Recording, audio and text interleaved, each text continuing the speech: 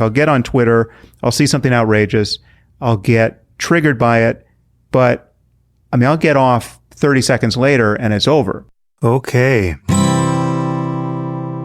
I'm white and I've got everything I need. No one clutches their purses when they're in a room alone with me. And I can drive through any neighborhood I please at any hour, and the police don't do a thing. So if I see a penny on the ground, I leave it alone and fucking flip it. I'm a straight white male in America. I got everything I need. I'm a guy getting paid more than a girl with a degree. And I can walk down the streets after dark, no one wants to rape me.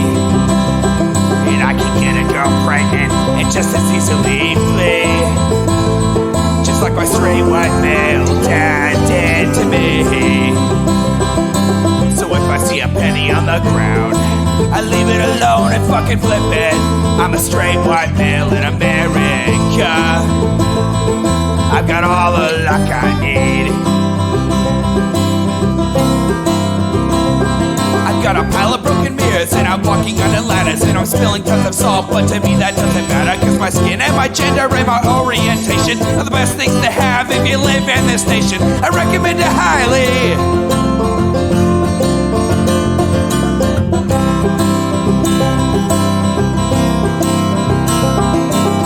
If I see a penny on the ground, I leave it alone and fucking flip it.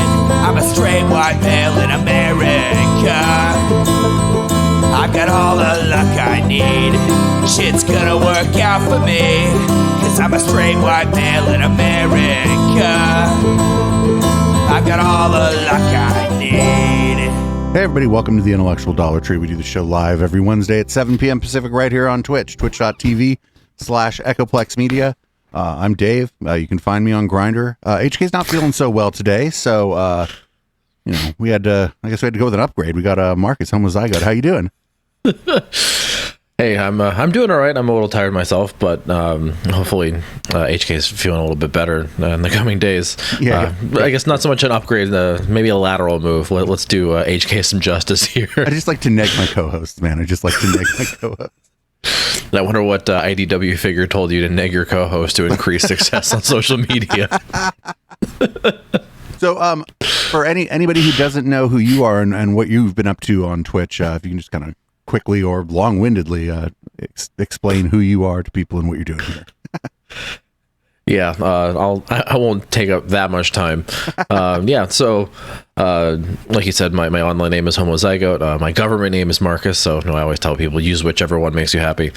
I am a science streamer, although we have kind of really delved a lot out of science recently. Been talking a lot of politics, especially with some of the other folks we have on our weekly panels every Tuesday. But a lot of my content revolves around science, the pandemic, all the germs floating around right now, academia, and how all of that kind of functions in society. So broadly speaking, that's what I'm up to. I spend a fair amount of time doing COVID advocacy and trying to get people vaccinated, wearing masks in public, and ultimately trying to clean the air. So that's more or less my current warpath right now, is trying to help people make their holiday gatherings a lot more COVID safe. So the only thing they get as a gift is actual Christmas presents and not germs. So that's what I'm up to. Great. I don't get a chance to watch your channel at all because you're on at the same time I am. Like every night, every time I'm like, who else is on? I'm like, oh, Marcus is on right now, isn't he?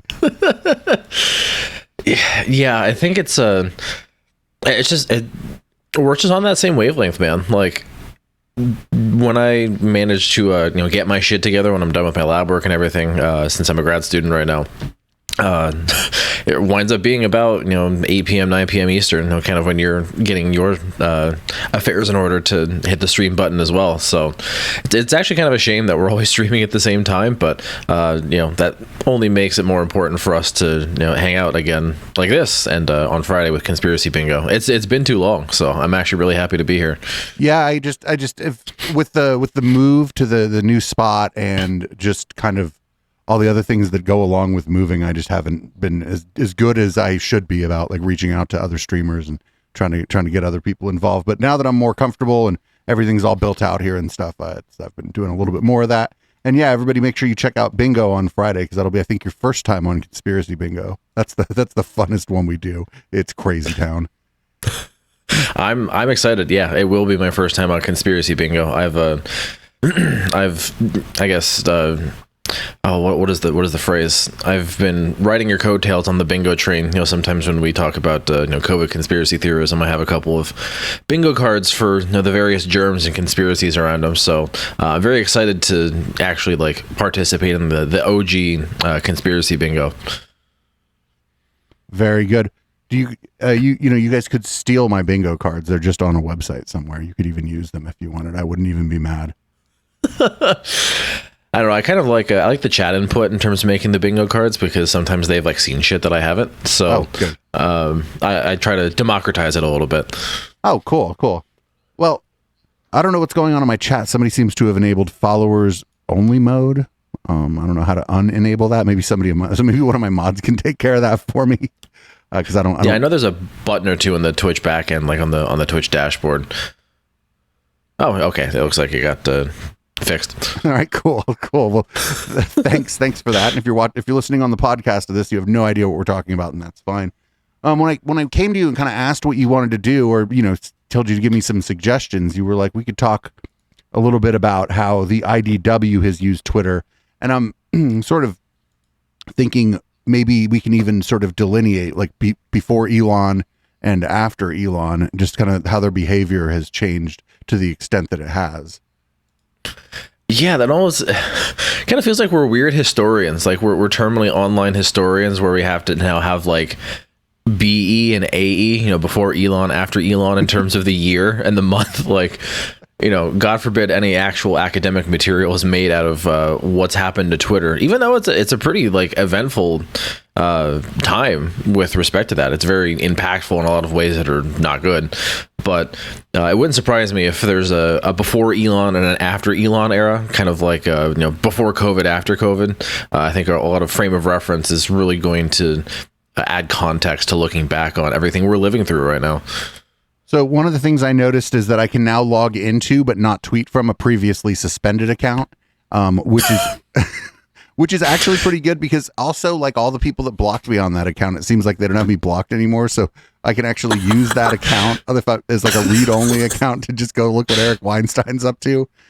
Oh, fuck yeah. You can have a hate follow read-only account. Well, you can't really follow anyone on it yet either. I guess you have to just remember who you hate, which is, it's not that hard. I actually like most people, and I think that like even people who get it wrong aren't usually monsters, but there's some people who are just fucking monsters. Eric, for example. Oh, for sure. I know a lot of people in like the academic Twitter.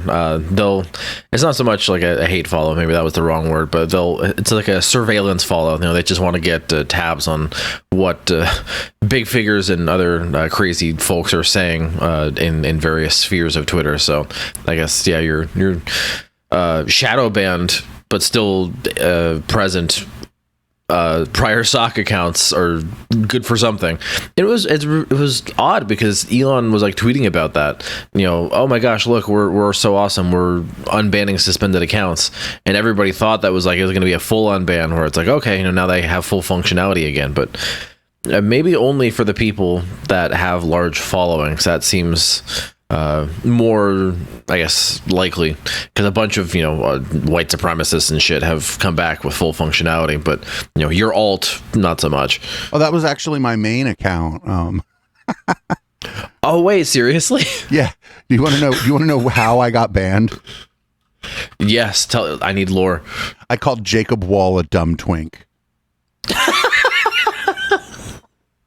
I mean, you're not wrong, but like, that was a ban? Yeah, I guess his people like dogpiled or whatever, because I just woke up in the morning and it's like, this tweet violates our thing, and I'm like, oh, I'll delete that. That's a stupid tweet anyway. Who cares? This isn't like I'm not going to die on this hill. And then like it just didn't let me back in. So I was like, well, I guess That's so wild. Like I've seen. I mean, this was pre-Elon, right? Oh, this was like 2018. Oh yeah, that's a long time ago. That's it's very odd. Like Wall's like almost 30 now. I wouldn't really be able to rightfully call him that anymore, you know? Or you could just append has been to it. So, dumb has been twink. Oh my God. So, That's a little bit more mean, but like whatever. And then we also lost our main account for Echoplex Media when I kept telling this. Do you know about Honey Badger Radio? no. They're like a men's rights thing. And this wasn't right. I shouldn't have been doing this, but the gal who runs it has a striking resemblance to Shrek. Oh no. I kept posting Shrek gifs under everything she posted because they had me on their show. There was a whole thing about that. A lot of people found us actually because I went in there and did a bit of a number on their producer who didn't know anything about the things he was talking about. And then he's like, well, I'm not really the show person after an hour in. And I'm like, well, why have we been talking for an hour, you fucking idiot? It was great. But then I went after them on Twitter, and I shouldn't have done it. I shouldn't have done it on our main account, but whatever. Well, with the current state of Twitter, it's only going to enable people to just make a shit ton of alts and use that for, getting in everybody's replies. So now you've had the lived experience. And now the platform has accommodated around that exact kind of behavior, well, good, bad, or otherwise. Just kind of depends on who's doing it and for what reason. Yeah. I think the first thing we're going to do is we're going to play I pulled some clips from the Sam Harris Why I Left Twitter thing. And I was actually surprised when he left Twitter because that guy was just absolutely addicted to Twitter. Not only to like going on there and just posting about his podcast or whatever, which is like normal behavior. You'd think that he would do that. But he would also like take shots at people, right? He'd kind of snipe at people. And then he'd get all mad when people would snipe at him. And that was sort of his Twitter persona. And it was just real surprising to me that he quit. It wouldn't have surprised me if he was like, oh, I'm going to take off for a month. Maybe I'll be back. Maybe I won't. I'm going to see how this all shakes out. I'm going to focus on, I don't know, my house in Malibu. I don't even know that he lives in Malibu. I just assume that he does. He seems like the type. Yeah, probably. So, we could have listened to the whole thing because it was like 20 minutes long, but there was a lot of it that was kind of self-aggrandizing Sam Harris normal stuff that I would usually leave in, but for the sake of this discussion, I decided to leave it out. Yeah, and I think like if we're making a lot of the discussion around like the IDW and their presence on Twitter and the utility of the platform to the things that they do and their grift, then it kind of makes sense to just clip out the essentials. But like it's very curious the reactions that his cohort folks, his IDW allies, so to speak, had to him leaving Twitter. I think it stuck out to me because it was one of those moments where it was, depending on who was commenting, it was like a rare moment of lucidity. Like it was one of the first things they said that have kind of made sense. But most of them were just like content to just eat their own. And it was actually kind of refreshing to see it happen on the right for once. I believe Sunday after our news show, we watched the Gad Sad thing about Sam leaving Twitter. Oh, that fart sniffer. Yeah. The fun thing about him is that he keeps referring to himself as a satirist and kind of a funny guy, but then never, ever does anything satirical or funny. Just sort of the only way we would even know that he believes himself to be a satirist is that he tells us.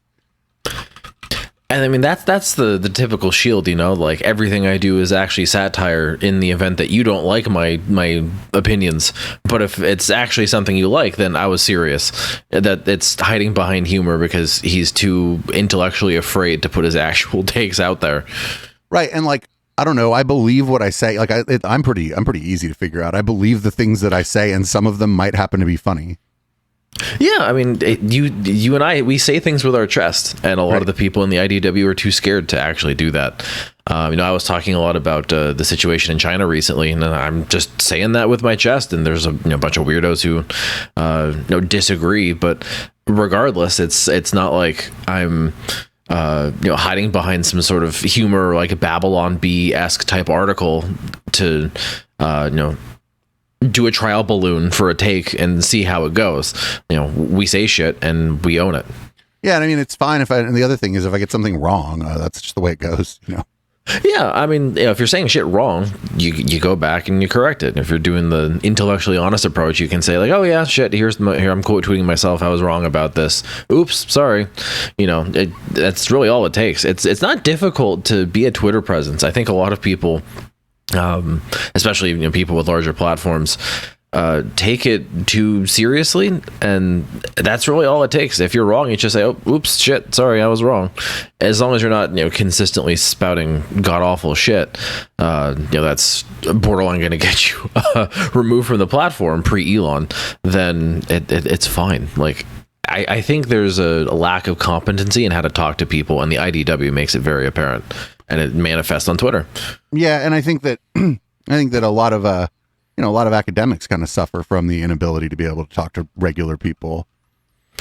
Yeah, because right after Elon bought Twitter, there's a giant like med Twitter Discord where a lot of them are just taking refuge, and I'm in there, and like it's just the tone of all those folks. It's just like, oh, finally, I don't have to talk to lay people anymore, and it's just like you do realize this is doing a disservice. Like, your presence on Twitter is good. You should keep it, even in spite of the god awful harassment you're probably getting.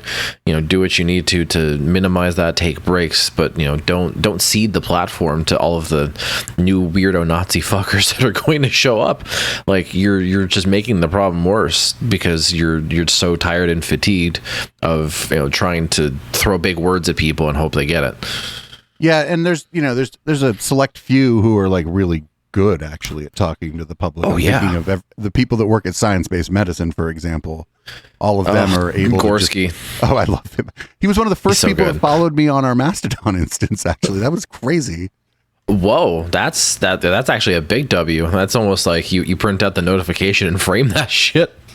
Oh, I don't know. He and I have been like Twitter, like we don't know each other or whatever, but we've been bouncing shit off of each other on Twitter for years, actually. Like, yeah, because he's one of the few people who had the foresight to be like, yeah, I should probably pay attention to the conspiracy space because shit happens here, and it's going to definitely emerge and be more of a cultural phenomenon than just a bunch of tinfoil cranks in their own like Discord groups or Twitter DMs. Right, and I think that's sort of how he and I found each other, because I've been talking about that. I mean, I've been talking about conspiracism into a microphone since 2015, and like online since like, I don't know, I'm a bit older than you, since like AOL and Usenet, and so. Yeah, I mean, hey, I used AOL Instant Messenger. I just used it to like play StarCraft. That was really it. I was below the age of 18, so conspiracy theories were not on my radar at that point. Yeah, absolutely. Well, let's get started with some of what Sam has to say about his recently leaving Twitter. One of the things that bugs me about Sam actually is that on his YouTube channel, he can't just set up a fucking camera and point it at himself while he's talking. I don't understand why. He's not like a weird looking guy, or you know what I mean? He would have nothing really to be self-conscious about regarding putting himself on camera. He's famous, and I don't get it. I think he's leaving a lot on the table by just not pointing a camera at himself. Yeah, it's very strange. Like, I guess if we're talking like podcast mode, there's some degree of, I guess, consistency if you're doing the whole like disembodied voice thing where people just, throw in their headphones and listen, the OG podcast experience. But when you look at his IDW colleagues, they all have giant recording studios. They all have nice cameras in addition to the microphones when they're recording their podcast. I mean, that's the more modern way to do it these days. A lot of people who've got into the podcast space who already have big platforms. I know Hassan Piker being one of them. His podcast isn't expressly political.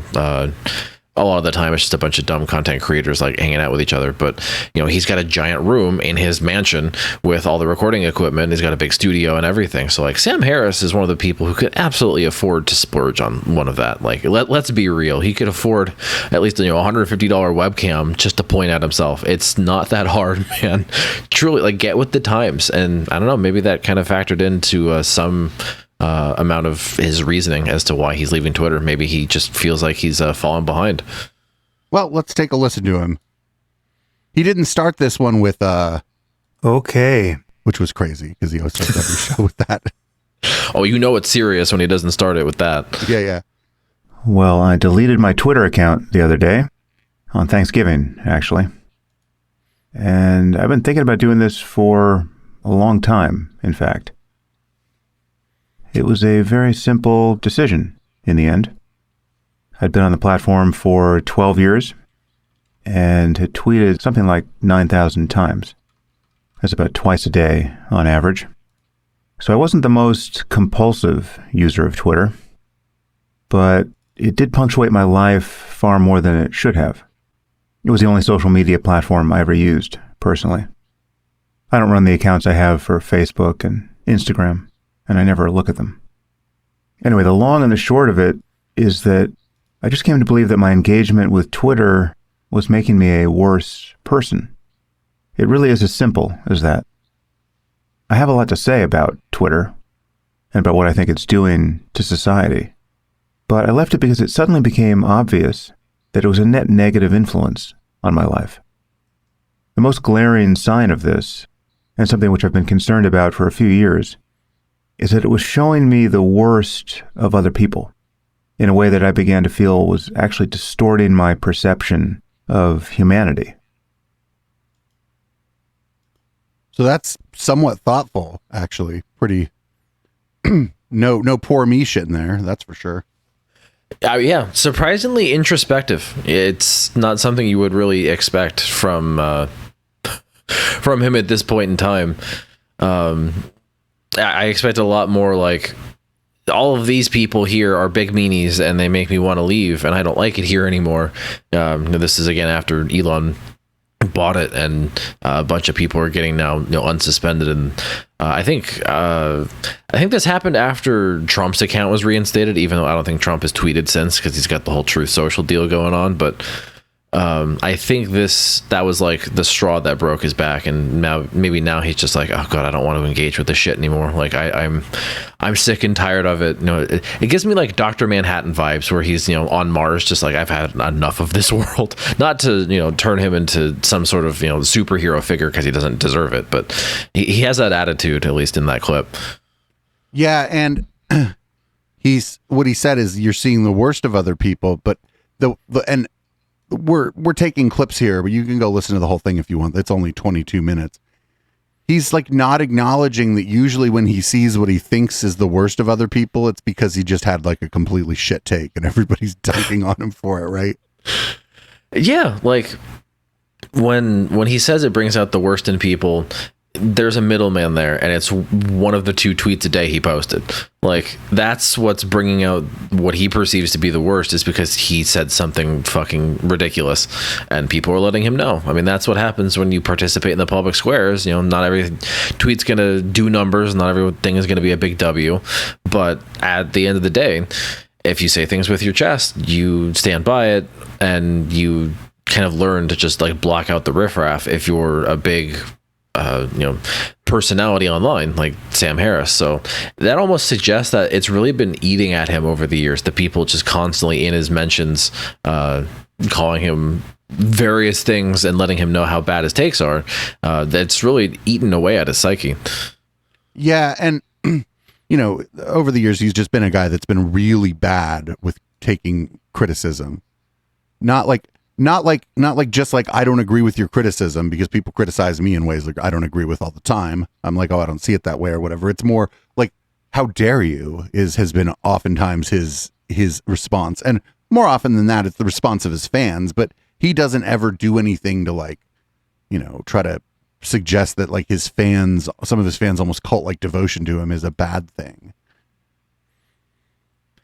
Yeah, well, I mean, I think that's probably an artifact of how, he was originally one of those, like, this is why I left the left, and now I'm going to hang out with racists and Nazis. Like, that was kind of his initial, like, foray into the space, was a lot of his takes around religion, the Islamophobia arc that really seems to be never ending with him. And, his atheist skeptic opinions kind of got him roped in with the other IDW folks in the first place.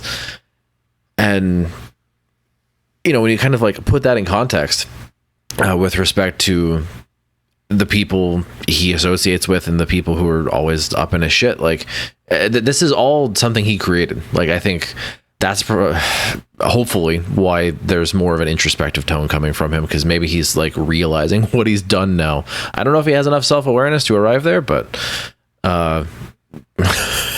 We'll see. Like we will see. If in 3 weeks of being off Twitter, he's like, actually, Black Lives Matter isn't so bad, and I've taken a look at this race IQ stuff, and it seems like it's actually garbage. He's like, it was just mad at the left for making fun of my dumb takes on Islam, and it turns out that like we have bigger problems than some 19-year-old with blue hair who yelled at a speaker. Like, I'd be like, whoa, dude. Maybe the college campus SJWs aren't the most immediate thing that's bringing the country to the state that it's in. Like, I hope that this actually gives him enough time to think about that. Of course, we can still fault him for making a lot of these people famous and platforming them in the first place. The revival of modern race science was, I think, driven in a pretty big part by Sam Harris platforming Charles Murray and his friends with respect to race and IQ. So, I think this is probably good, because if he was still on the platform, people on all sides are going to go after him. Most people not within the IDW or right-wing spaces are going to do it for good reasons, and then all of the crazy right-wingers and Nazis now starting to populate Twitter are going to do it because he's not Nazi enough. So I think this is probably the best thing for Sam and his presence right now is to just go away. Yeah, and like whatever, it's not like he needs the money. So yeah, he's doing it for his mental health, Dave. Yeah. Well, I mean, what I'm saying is, like, if somebody like someone like you or me, we absolutely have to be on Twitter if we want to make any money doing content creation. This guy didn't even ever need to do any content creation, and since he got famous, like basically after 9/11 during the new atheism thing, he doesn't really. He could just do nothing for the rest of his life, and he'd be just fine sipping a cocktail or whatever. I don't even know if he drinks, but here, let's move on. Let's move on to this next clip. There's like 13 of them, but they're all less than 2 minutes long. So go for it. Topics regularly, as I do, especially when you're more in the center politically and not tribally aligned with the left or the right. You get an enormous amount of hate and misunderstanding from both sides. I know there are people who can just ignore everything that's coming back at them. I think Bill Maher and Joe Rogan are both like this. They just never look at their @mentions. But I didn't appear to be that sort of person. I could ignore everything for a time, but I actually wanted to use Twitter to communicate. So I would keep getting sucked back in. I would see someone who appeared sincerely confused about something I said on a podcast, and I'd want to clarify it. And then I would discover for the 1,000th time that it was hopeless. See, like, is it hopeless, or does the person he's talking about just after he explains himself, the person's just like, well, that's a dumb explanation? Again, like that's just the lack of self-awareness. Like it's literally the Simpsons meme with Principal Skinner. Like, was it my take that was bad? No, it's the people deliberately misunderstanding my podcast. Like, it's wild to me that someone of his stature, I don't know if he has like sycophants in a circle or what, but like it's just sad that he's not gotten to that point of introspection until now. Like, it took everything from when he started to now to happen to get him to actually think about his own takes. Right. And the problem, and he keeps saying everybody's misunderstanding me, everybody's misunderstanding me, everybody's misunderstanding me. And it's like, well, I don't know. You don't have anything to do all goddamn day but get ready for your fucking podcast. Maybe you could figure out a way to say what you're saying in a clearer way that people don't misunderstand you so often. Because I actually don't run into that problem, and I say a lot more words into a microphone every week with a lot less prep time per word, let's say, than he does. And I don't really get a lot of people misunderstanding me. I mean, I think it's indicative of how poor of a communicator he actually is if he thinks that everybody's always in a state of misunderstanding him. Like, if you don't think everybody's getting it, that's kind of your fault, Sam. You should maybe do something about that. And yeah, like you said, he has enough money to probably, like, I don't know, have a focus group, like focus test his content to see if it's really everybody misunderstanding him or if he just has shit opinions. And you had mentioned, does he have like a bunch of yes people around him? I do wonder what his like friend group is like, because I'm not buying this idea that his buddies were all like the Weinsteins and like Dave Rubin. You know what I mean? I have to imagine that like there's people like that live near him or whatever that he hangs out with who are like normies whose names we wouldn't know, people he maybe met in college, people he met here or there over his life that he became friends with. Just because you're famous doesn't mean like the only connections you have are the public ones you have. You certainly, I'm certain every famous person has non-famous friends. I would hope so. Although that's a very interesting thought that like maybe he's gotten so lost in the sauce that he doesn't have those friends. Maybe his, normie real life friends found his online presence and kind of figured out what he's become over the years and kind of watched his ascent into content creation and being online, and they met that with repulsion. They're like, well, yeah, time to not talk to Sam anymore because he's doing this like weird online shit and he doesn't like Muslims or something. Like this is not my thing, and we're not going to talk to him. That kind of culminates in a lot of like the COVID related discussion with the IDW, where Sam Harris says things like, yeah, I consider Brett Weinstein to be my friend. It's like, well, really? Like, you're coworkers, like you just kind of occupy a digital office, that's right. You're all in the same headspace that kind of cordons you off from everybody else. You're coworkers at best. It's a little weird that it's almost like he's being parasocial with other IDW figures because he doesn't have anything else. Maybe, yeah, because I mean, I'll if I'm talking about you or Poly people or US A-hole or any of the people kind of on the dystopia beat, I'm like, oh, those are our Twitch friends.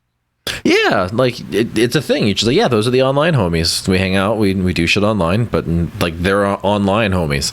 Right. These aren't like, no offense to any of you, but you're not my friends. Like, if I have a real problem, I'm not calling some person I only know from Twitch. Like, yeah, unless it's like a real emergency or something, you're not gonna like dial up 5 other content creators to solve a problem you have in real life. Like, this is kind of you almost call it work-life balance, because content creation is work, it's labor, and you have to have a balance where like, yeah, you have to have a support system in the real world to fall back on if you need it, because online is not always going to be there, and even if they are present to be there, doesn't mean anybody actually wants to help you, because it's not like something that comes with the territory normally. Like, there's no expectation that's going to happen. Right. Let's grab another clip. Let's see what we got here with this one. But the problem wasn't all the hate being directed at me. The problem was the hate I was beginning to feel. Hate probably isn't the right word. It was more like disgust and despair.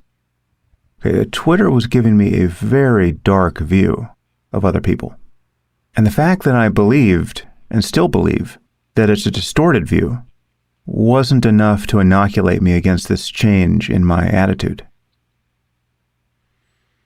I kind of want more insight on what he thinks, or what his dark view of people is. Like, how did Twitter even bring that about? Like, I've heard a lot of actual like takes like that once COVID hit, and I think a lot of those are more based in reality, where it's like, wow, there's a lot of people who like don't give a shit about infecting other people or anything. Like, Jesus, like that was kind of a very existential realization. But like, what is Twitter bringing about for Sam? I'm kind of curious. Yeah, and he said, like, what was he saying, like feelings of dread or something? He was saying, like, yeah, despair almost, like, I don't know if that's about the platform or about the world. I don't know if like the platform is sending him into some sort of existential crisis where nothing is good, everything's awful, which is more or less the headspace a typical leftist occupies on a daily basis.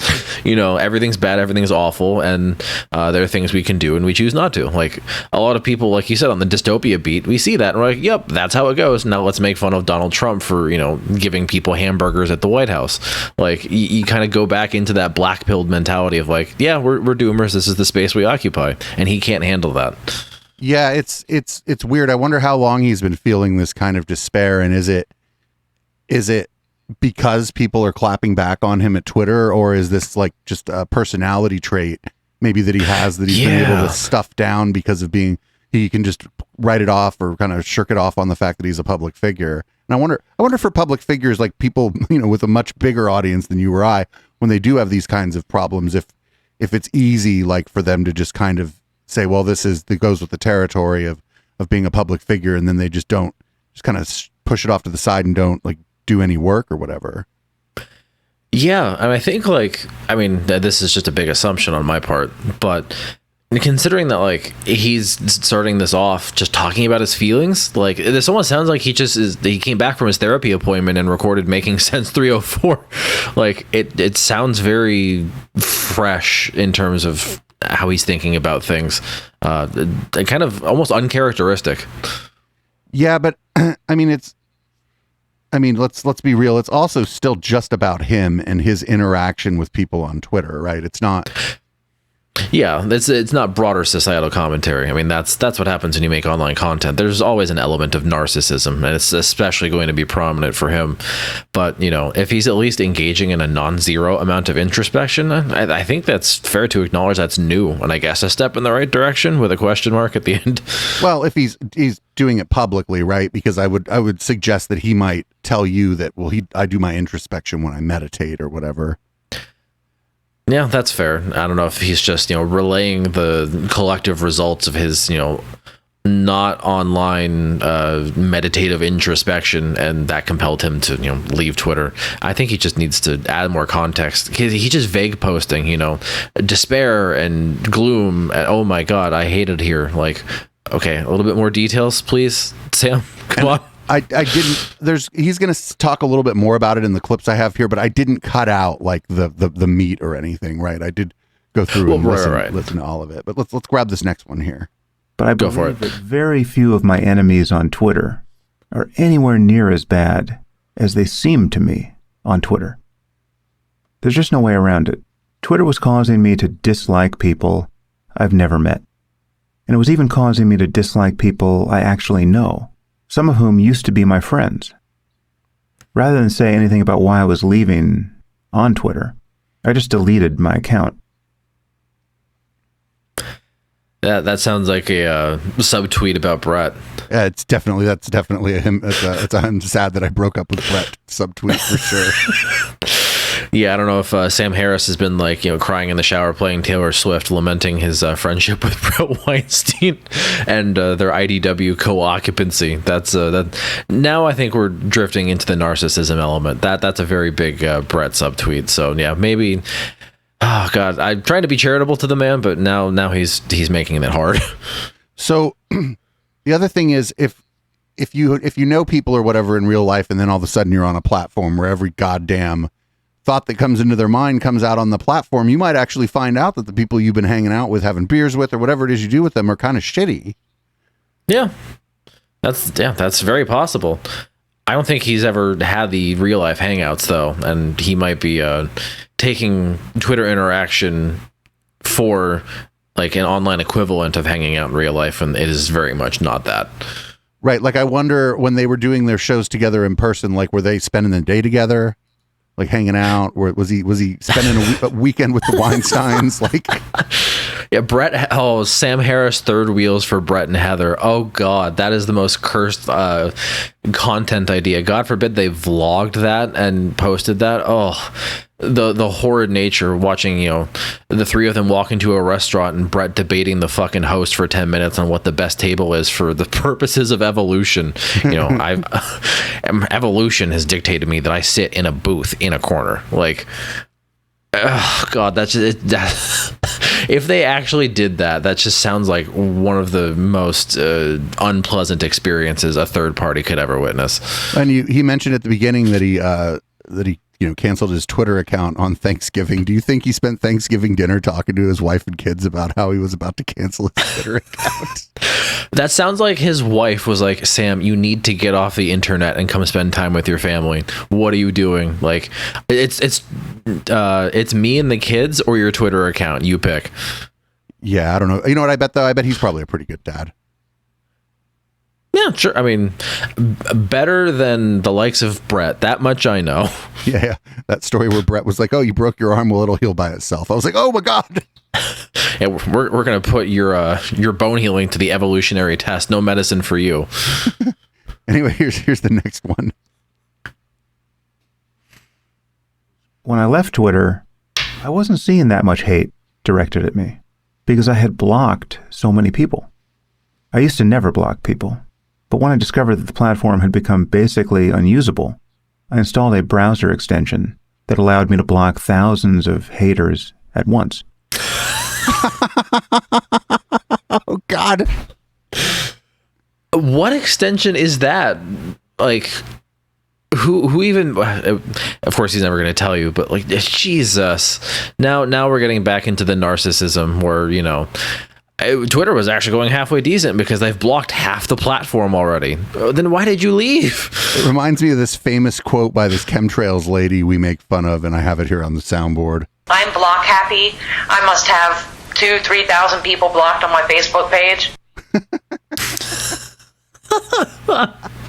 That's like what he was doing there, right? He was like, "What do you mean you block thousands of people with an extension? That's like here's this extension that makes Twitter not work anymore because you just block everybody." Yeah, I think it's like, it really depends on the user, right? For somebody like Sam Harris, you know, straight white male, yeah, he doesn't need shit like that. For someone like a trans person, yeah, they kind of need something like that. So it's less about the utility of the extension and more about like, why does Sam think he needs that? Which goes back to because he's upset that people say he has bad opinions on Twitter. Right, and it's okay actually if people think you have bad opinions on Twitter. I think he was mostly mad that it was like other influential people that were saying it. Yeah, it hurt a lot more when his coworkers, his alleged friends, his fake friends, Brett Weinstein, fake friend, broke up with him, and that hurt more than any other random hater he could block with a browser extension. Right. And to be fair, I think Sam was the one who initiated the breakup because he did that Ask Me Anything episode where someone just asked about it. But then I was like kind of annoyed because Sam wasn't just like, oh, that guy's turned into like a conspiracy theorist and I'm, you know, my brand is such that it's a very bad idea for me to just kind of stay here in this space with this guy if I'm not going to push back, because he's like, I don't want to debate him. Yeah, Sam didn't want to call a spade in the spirit of not, you know, completely burning the bridge in the event that Brett somehow had some sort of redemption arc where he stopped being an anti-vax piece of shit and they were able to, you know, make content together again. So that was Sam basically. It was like a soft breakup, you know, like, I can't do this anymore. Look at what you're making me do, Brett. I have to do this. In the event that you get your shit together, then we'll talk. Yep. Well, here's our next clip of Sam. I had probably blocked 50,000 people on Twitter in my last week on the platform. Whoa. It was like a digital genocide. Whoa. I would see an especially idiotic or vicious tweet directed at me, and I would block everyone who had liked it. And at the time I thought, well, this is brilliant. Anyone who liked that tweet is by definition beyond reach. There is no reason why these people ever need to hear from me again. And I certainly don't need to hear from them. And it basically worked. So I wasn't seeing most of the hate that was being directed at me. I was seeing some of it, but it was totally manageable. But then I asked myself, how did I become the sort of person who is blocking people by the thousands who just happened to like a dumb tweet? My suggestion is that you were always that person, Sam. Oh, he's always that person. And God, the rhetoric he has to use, like, he literally he might as well have said, I built a digital echo gas chamber to do a genocide in. Like, Jesus, man, tone it down. It's Twitter. Like, this isn't a genocide. You're just blocking people on social media. It's not that bad. I mean, the 50,000 in a week is an alarming thing to say about yourself, right? Yeah, literally, like, so many people don't like the things I have to say. I have to block them all out. He described how he wants an echo chamber without actually saying it. Right, but of course he is not a part of any tribe. Well, and that's why that 50,000 a week, that frequency was probably going to, you know, if he was still on Twitter, that frequency was still probably going to maintain itself. It was still going to be tens of thousands a week because nobody fucking wants to own Sam Harris. Like, nobody wants to be associated with him. Things are now such that a lot of the Brett types and the other IDW members are a lot farther to the right than he is, and everybody to the left of him recognizes that he's a grifter who's given a lot of people on the right a platform and a presence. So, you know, Sam Harris hoisted by his own petard. Yeah, it's it's real interesting. Even in this, he's sort of painting himself like almost as a victim of his own behavior in a way.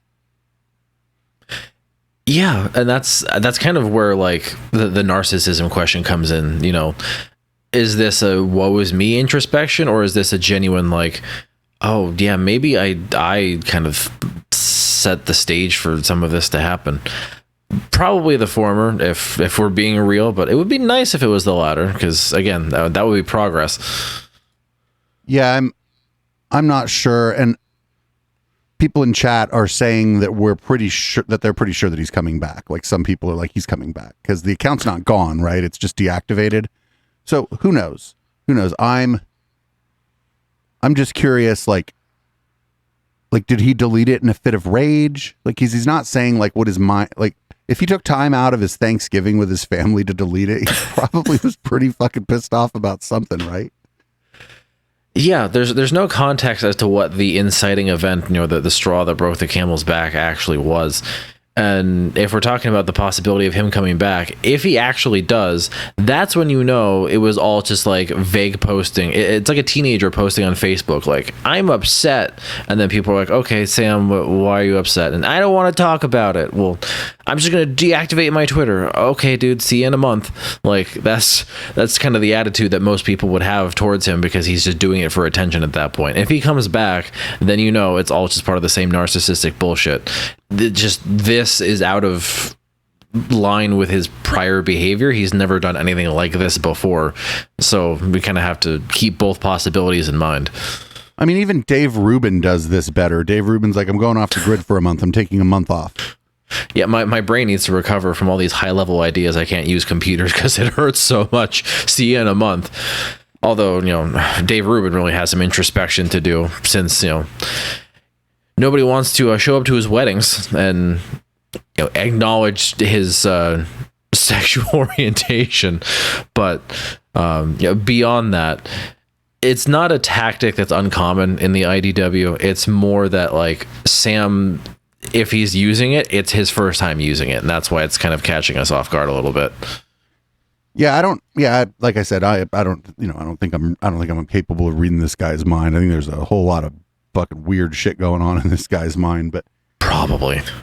But I don't know. I mean, if he found it, like if he's telling the truth here, where he just found himself being angry all the time and left Twitter, I mean, that's good a reason as any to leave Twitter, honestly.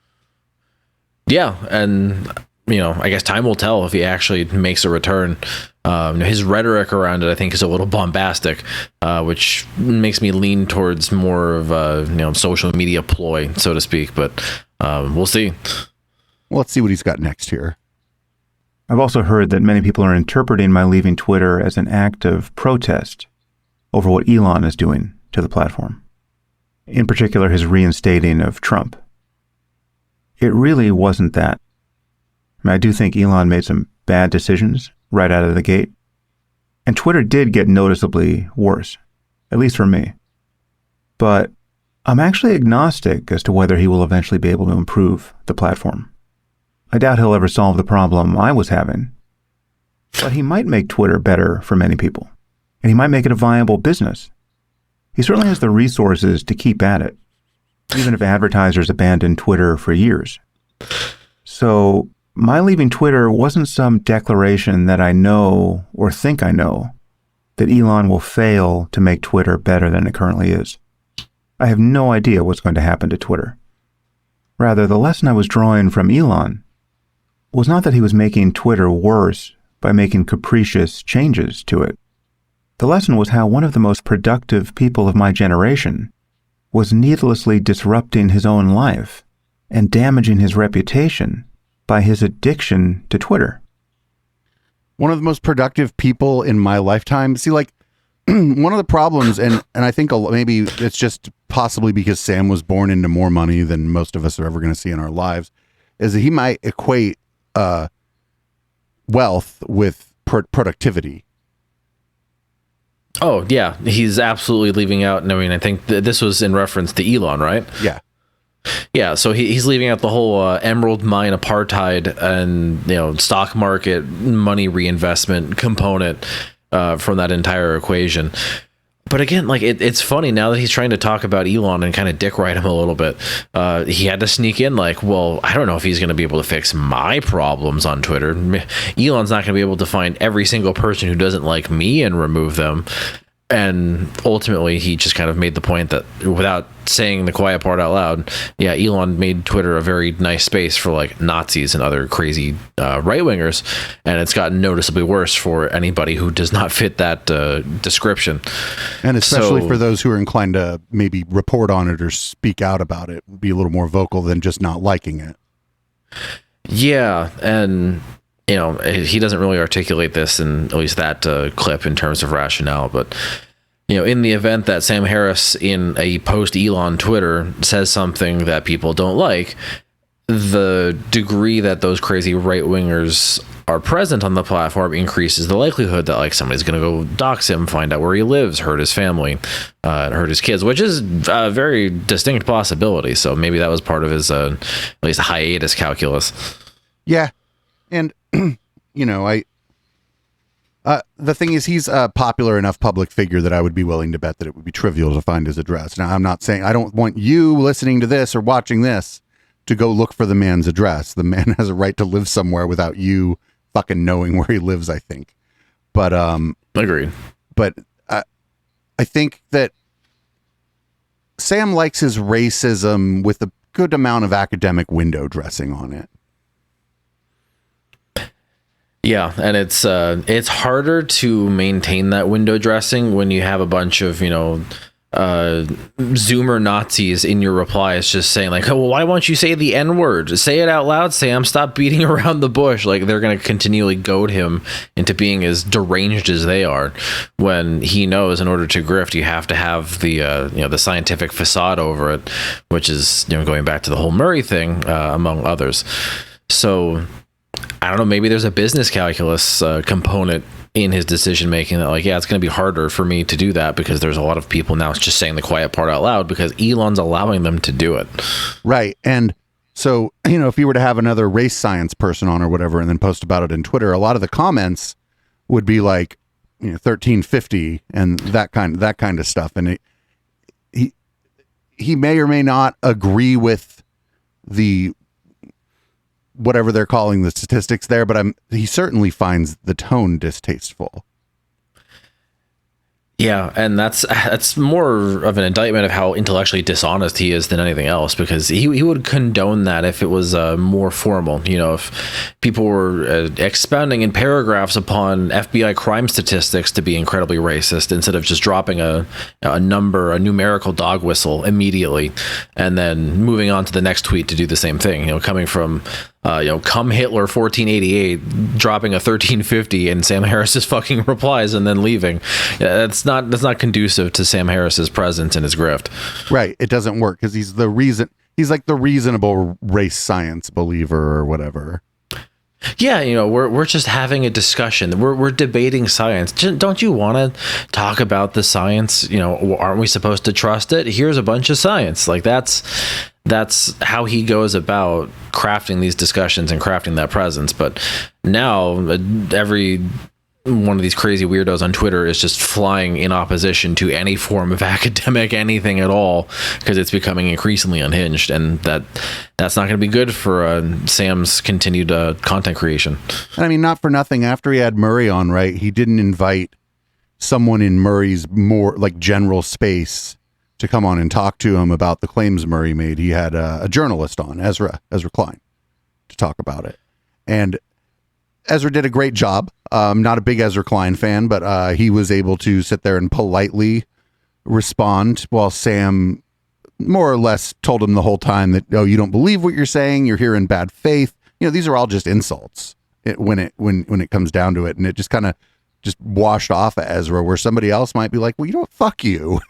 Like, right. Well, and that's the virtue of that discussion he had with Ezra, is that, you know, Ezra was able to, you know, take advantage of that, you know, pseudo-academic window dressing and the tone policing component of it, where it's like, well, yeah, here we have to have an intellectual discussion about how your discussion with him was entirely in bad faith and you're being, you know, manipulated and you're using debunked, outdated notions of race and biology to say these things. Like, do you realize what you're doing? You know, somebody actually had to give him more good faith than he ever deserved, and it still made him flounder around like a child. Yeah, somebody in chat, Lisa was saying that Sam was saying basically that Archie Bunker racists are no big deal, but that means that Sam doesn't even understand that television show. Like the joke was Archie Bunker and how behind the times he was. That was why it was funny. Yeah, well, and that's the thing. Like, when you're lost in the sauce, you're entirely agnostic to that humor. It's just a sign of how I guess I don't want to like invoke the word dishonest again, but he's just so like stuck to the script that he can't deviate from it at all to say that when people are, oh yeah, no, you're just platforming a bunch of Archie Bunker racists. It's like, well, it's fine, whatever. It's just kind of trying to ignore it, brute force it, and move past it, when it's like, no, you kind of can't, Sam. That's why it was good for Ezra to at least offer pushback. Yeah, and the other people who did a good job with him, I think, were Kara Swisher and Chris Kavanaugh. Both did a pretty good job with him. Yeah, but I think when we kind of contextualize all those discussions too, like, you have people who are actually capable of having that discussion with him. Did any of that kind of factor into this calculus too? Assuming this is genuine and not in the spirit of narcissistic online content creation / emoting, assuming his intentions are genuine behind deleting his Twitter, maybe some of those discussions are still living in his head, and maybe some of that's now actually starting to make a difference. It's just a very delayed onset difference, but still a difference. Yep. This next one's a little bit longer, but we can just sit through it in sure. Depressed, sad, bored silence. I should probably address the free speech issue briefly. There's a lot more to say about this, but before I left Twitter, I was noticing that people seemed really confused about what I believe about free speech. And Twitter being Twitter, it proved impossible for me to clear up that confusion. Many seem to think that I used to support free speech unconditionally, like when I was defending cartoonists against Islamist censors and their dupes on the left. But now I somehow don't support it, because I supposedly have Trump derangement syndrome. Well, first, I've always acknowledged that there's an interesting debate to be had about the role that social media plays in our society. And I'm not going to resolve that debate here by myself. But the fact is, no one has a constitutional right to be on Twitter. In my view, the logic of the First Amendment runs in the opposite direction. It protects Twitter's new owner, Elon, from compelled speech. The government shouldn't be able to force Elon to put Alex Jones back on the platform, any more than it should be able to force me to put Alex Jones on my podcast. Of course, I get that social networks and podcasts are different, but Twitter simply isn't the public square. It is a private platform, and Elon can do whatever he wants with it. If we want to change the laws around that, well, then we have to change the laws. I understand and fully support the political primacy of free speech in America, and I'd like the American standard to be the global norm. That's why I think there shouldn't be laws against Holocaust denial or the expression of any other idiotic idea. And the First Amendment protects this kind of speech, at least in the United States. But there also shouldn't be a law, in my view, that prevents a digital platform from having a no Nazis policy in its terms of service. Because these platforms need effective moderation and standards of civility to function. They are businesses started by entrepreneurs, supported by investors who want to make money. They have employees with mortgages. They have to survive on ad revenue or subscriptions or some combination of the two. Without serious moderation, digital platforms become like 4chan, which is nothing more than a digital sewer. I'm told that even 4chan has a moderation policy. 4chan does have a moderation policy. They don't let you, for example, post illegal imagery. of children, for example, because the people that run 4chan eventually go to jail if they're hosting that stuff. Because you become complicit if you don't get rid of it. You are now the one distributing it. Exactly. Most of that was surprisingly salient. I coming from him. I mean, I think he's right when it comes to, of course, what platforms can and can't do. Obviously, Twitter's a private platform. It can do whatever the hell it wants. Elon can do whatever the hell he wants with it, for better or worse. And he also makes the point that if Elon runs it into the ground, nobody's going to want to be there, and it's all going to fall apart. Because, like 4chan, if you let Nazis and illegal imagery and other horrible, distasteful things run amok, then nobody's going to be part of that fucking platform as a user. But it's also weird that he had to juxtapose that with like, yeah, I think you should actually be able to do hate speech as much as you want. Like, okay, just not on Twitter then? Like, you're acknowledging that, somebody could, sure, I guess maybe that's consistent. You could advocate for the right for any old Joe Schmo to walk outside and utter a slur if they felt like it, but they don't have any constitutional right to do that on a private platform. So I guess that position ultimately is a consistent one. It's just one that's going to incense literally a decent chunk of his audience and everybody on the right, because that's their furor right now with Twitter is that the libtards banned everybody that we like, bring back Babylon B and Alex Jones. And again, more public pushback towards those people than I would have expected from Sam. The other thing that gets kind of left out of this is if you go into the public square, like literally like the city center with a megaphone and say some of the racist, hateful things that people go on Twitter and say, there will, in fact, be real world consequences for that eventually. We don't advocate violence around here. And if you're going out with a megaphone and saying that stuff and somebody comes up and punches you in the nose, that person can and should be arrested because you shouldn't use violence in public unless you're defending yourself. But on Twitter, that just isn't there. The consequence is I will lose my Twitter account, maybe.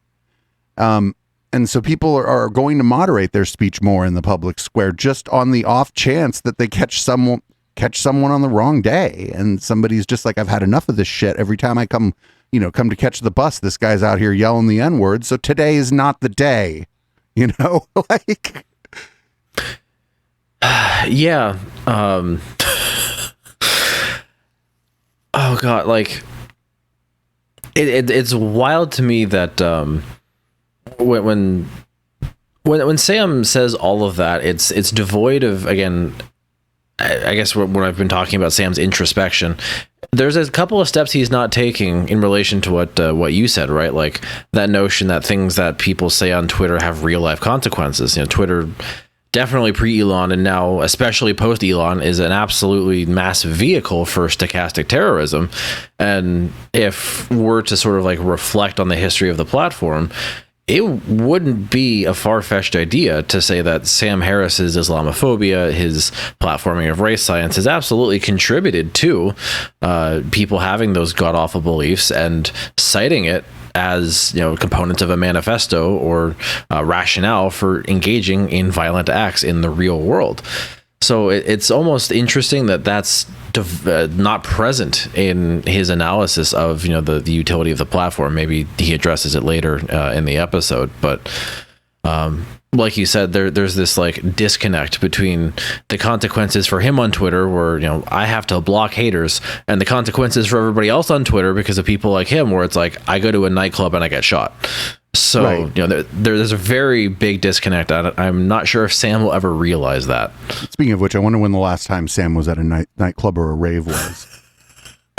Yeah, I wonder when the last time the man like had fun instead of just being terminally online while blocking half of online.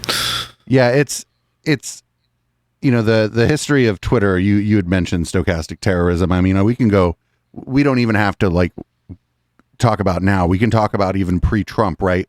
Just think about Gamergate and all those women who had to move 1, 2, 3 times because people were literally showing up at their house to continue the online harassment, but to do it in person. Like, and Twitter was a vehicle for that. They eventually shut it down, but Reddit shut down Gamergate before Twitter did. And at that point, Reddit was considered more the Wild West.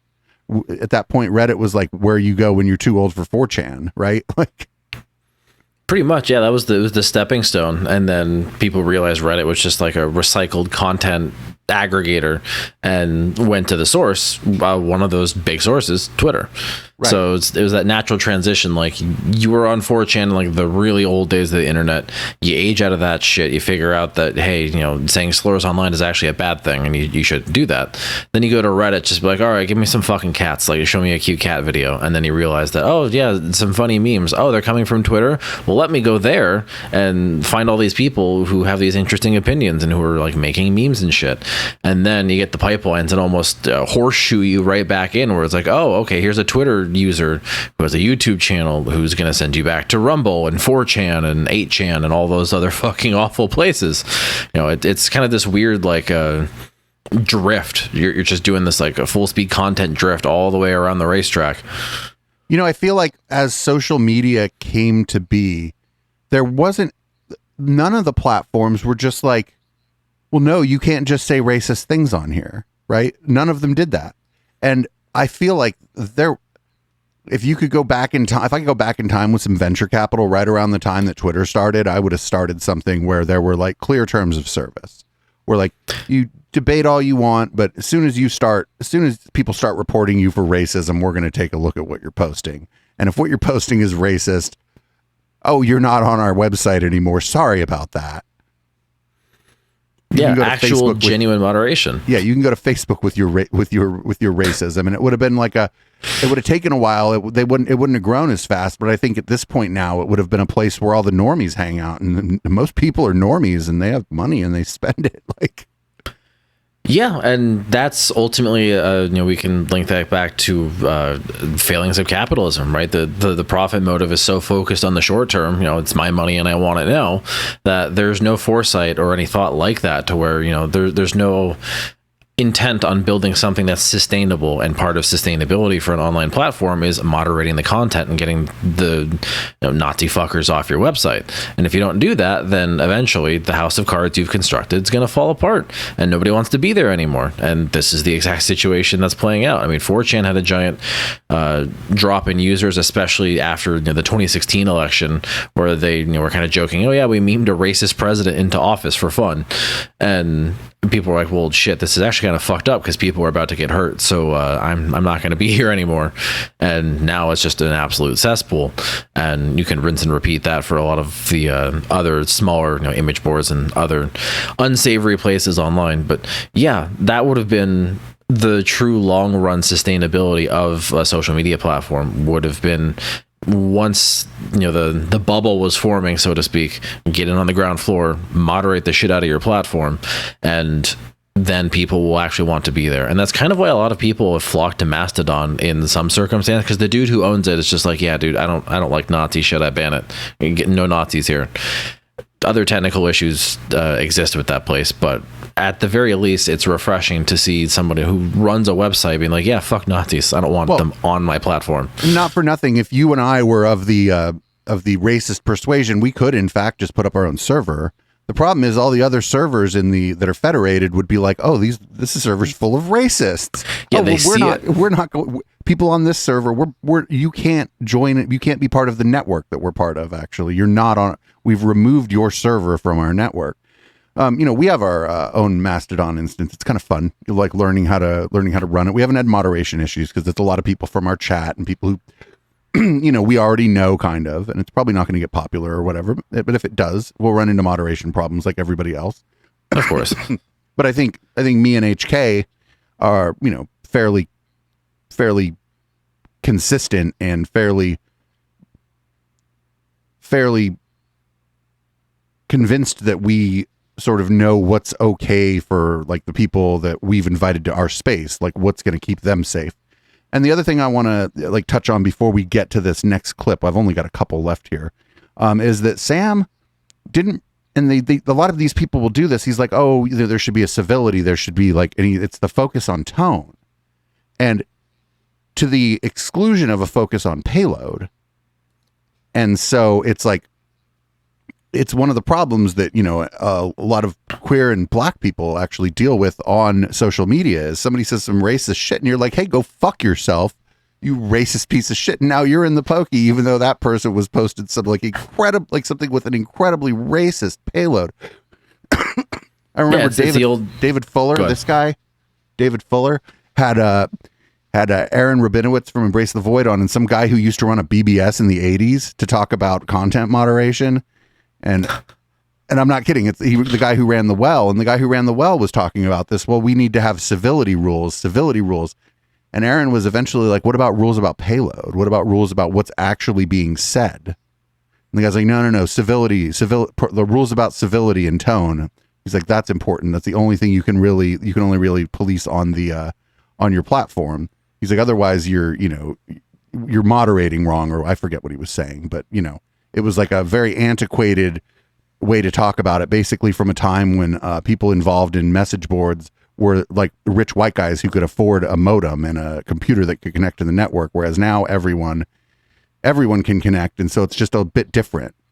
So yeah, well, and that formula you exactly describe is how you run any social media platform into the ground if it's solely focused on civility, because people will find creative ways around that. They'll just post imagery. Like, you have to actually moderate content, not just tone, because if people don't even use words, then okay, they're abiding by your civility rules. They're not talking. They're just posting pictures. They're going to post, racist, bigoted meme compilations, because that's how the discourse works these days. And, all sorts of links to all of their weird manifestos offsite in different places, and there's no breach of civility there, but it massively radicalizing people and making the problem worse.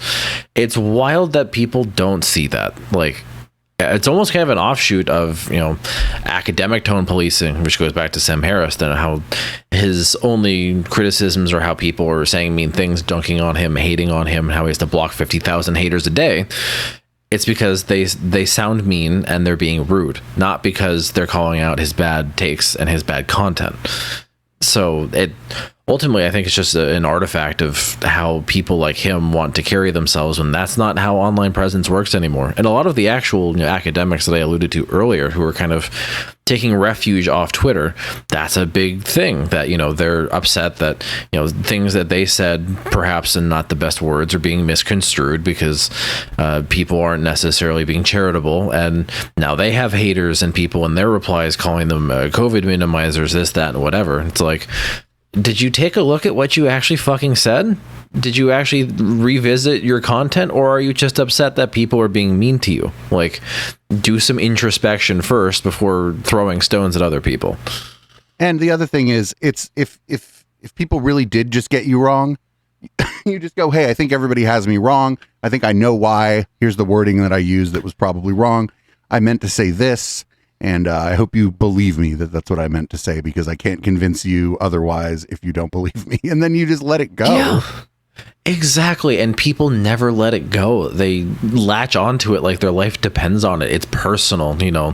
If 3 people on Twitter don't like me and they call me names and call me a COVID minimizer or whatever the fuck, then my life is ruined. I have no more serotonin. I'm depressed in real life. I can't do my job right. Like, it's just Twitter. It's the internet. Like, touch grass, please stop. So why are you like this? People like us who've been on the internet for a while have that healthier relationship with it, and a lot of people who've like rediscovered it or bolstered their presence because of things like the pandemic, they're now just going through this. It's like watching them go through some sort of social media puberty, and it's really awkward. It is very awkward. Let's get on to this next clip here. We got 4 more. My argument for keeping people like Trump and Alex Jones off Twitter is a terms of service argument, and directly follows from the deliberate harm they both caused on the platform in the past. Here are 2 men who knowingly used Twitter to inspire their most rabid followers to harass specific people, not just on Twitter, but out in the world. The fact that they might not have tweeted, "Please go harass this person," is immaterial. They knew exactly what would happen when they singled out specific American citizens for abuse. and spread lies about them at scale to a fanatical mob. They could see the results of their actions. For years, people were getting doxxed and stalked and having their lives ruined for years. Nothing about this was hidden. Elon apparently agrees with me about Alex Jones and said he would never let him back on the platform. But he doesn't agree about Trump. You know why Elon doesn't want to let Alex Jones back on Twitter? Why is that? Because Elon has seen Alex Jones shit on Elon on InfoWars for the last 10 years. You know, that's actually a connection I never really made. I didn't realize Alex Jones was a big Elon hater. Is he part of the child traffickers? What's the Alex Jones take on him? He's like part of the global elite. It's probably that Elon believes in climate change. He's, you know, they're going to make you drive a little electric car. All you're going to have is electric cars. I'm not that far off of like what Alex said.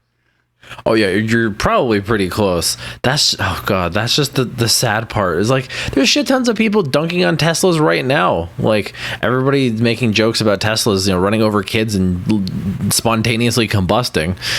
You know, Elon has no problem with that unless you hit the magic words or you at him and then he'll ban you or suspend you or make you delete it. But like, this is just typical Alex Jones. Like he logs on, he JQ posts, he asks the Jewish question constantly because that's his thing, and then he just rinses and repeats every day. Like if Elon's this, you know, free speech and comedy are now legal again, and this is what America's all about, that's just massive hypocrisy because he's the subject of the conspiracy theorizing, like you said, and he doesn't want to let him back because that means that's one big platform, one big person with a big platform who's being really mean to Elon.